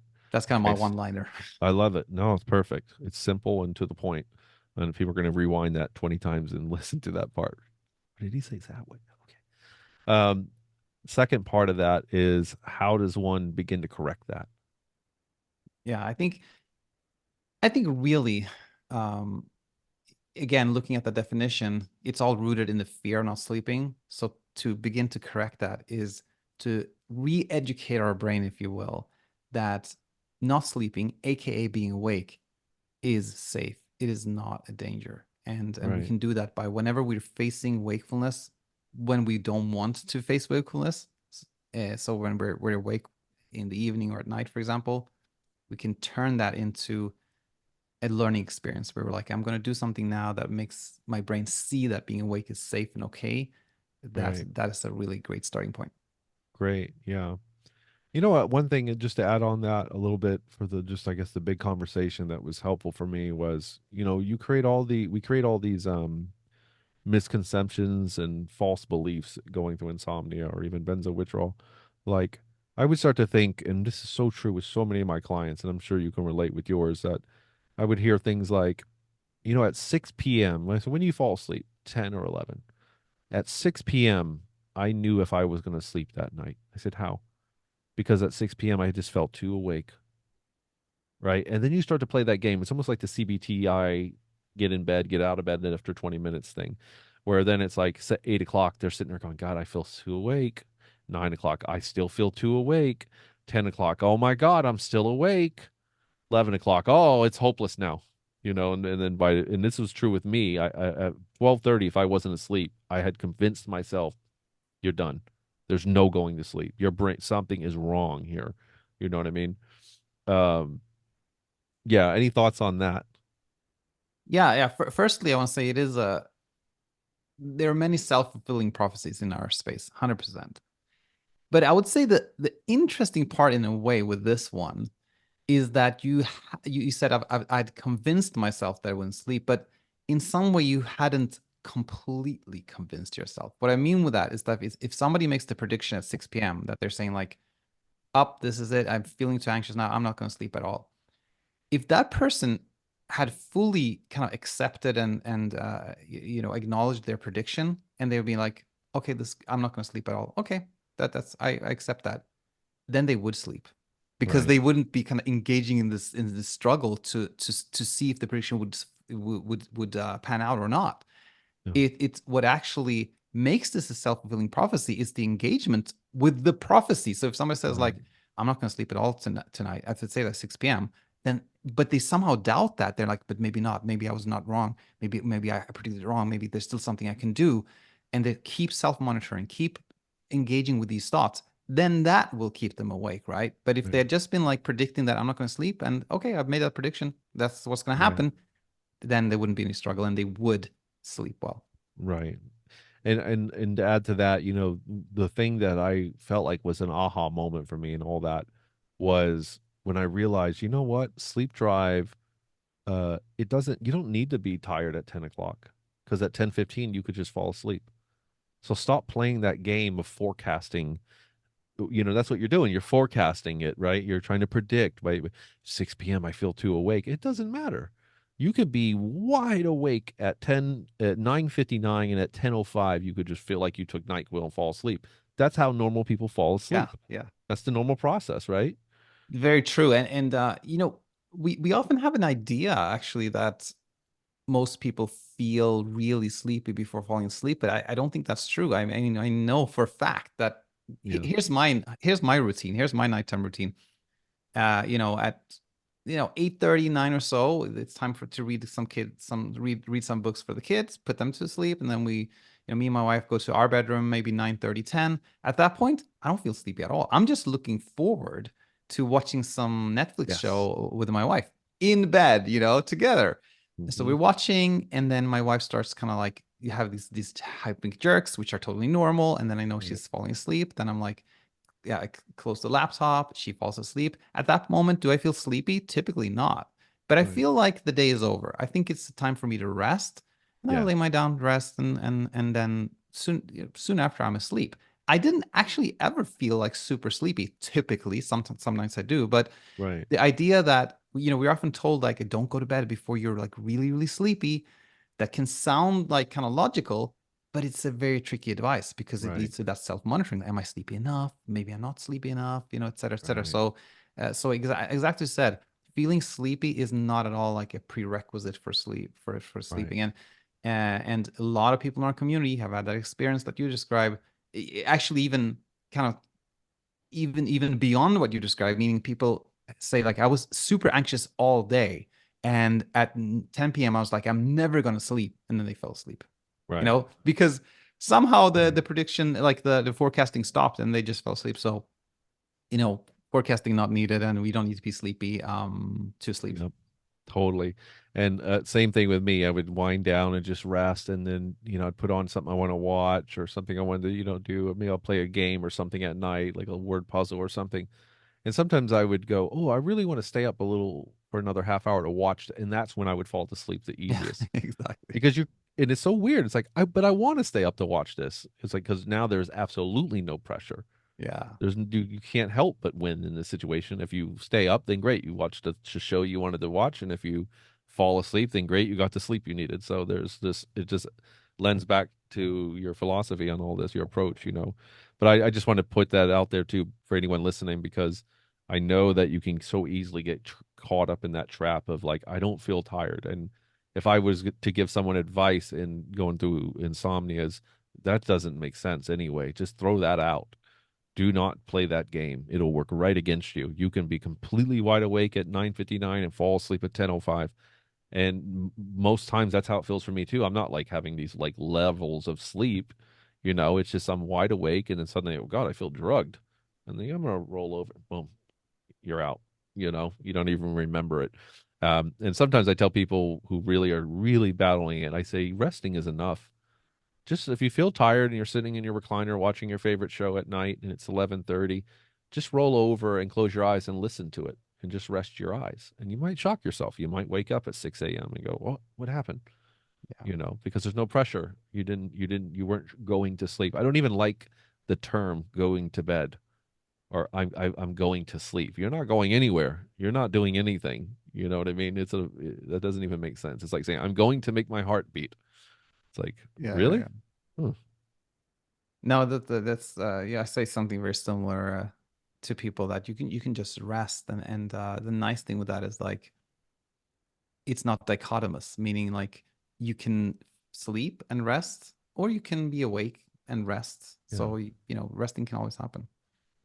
Daniel, thank you so much. And I hope you don't mind that we went so long, but this was such a good in depth thing. And it was able to bridge both of these worlds and then explore both of these worlds and then I mean, there was so much juiciness in all of this if we just talked about sleep, well, we probably could have ended this a good hour and a half ago. Uh, but I've always told my clients, like, I actually like talking about insomnia as a teaching moment in what I do because they're so similar. I'm like, if you can beat insomnia, you can beat benzos, and if you can beat benzos, you can beat insomnia because it's a very similar mechanism there. So I appreciate you coming on, spending 3 hours on this podcast on your day off to do this, and it means a lot to me, and I know everyone else. So before we go, please tell them the audience that may not be super familiar with you how they can learn more about you and find access to your content. Absolutely. No, it's super fun. Like oftentimes we don't go down the kind of side tracks and follow through with our thoughts. So it's just fun that we could do that. And yes, for anyone who wants to learn more, I think definitely go head over to YouTube and search just the Sleep Coach School, and you'll find our YouTube channel. That's the perfect place to start learning. Awesome. Thank you so much, Daniel. Anytime. I hope I can get you here again, maybe in the future, and we won't go 3 hours. I look forward to it. All right, thank you, my friend.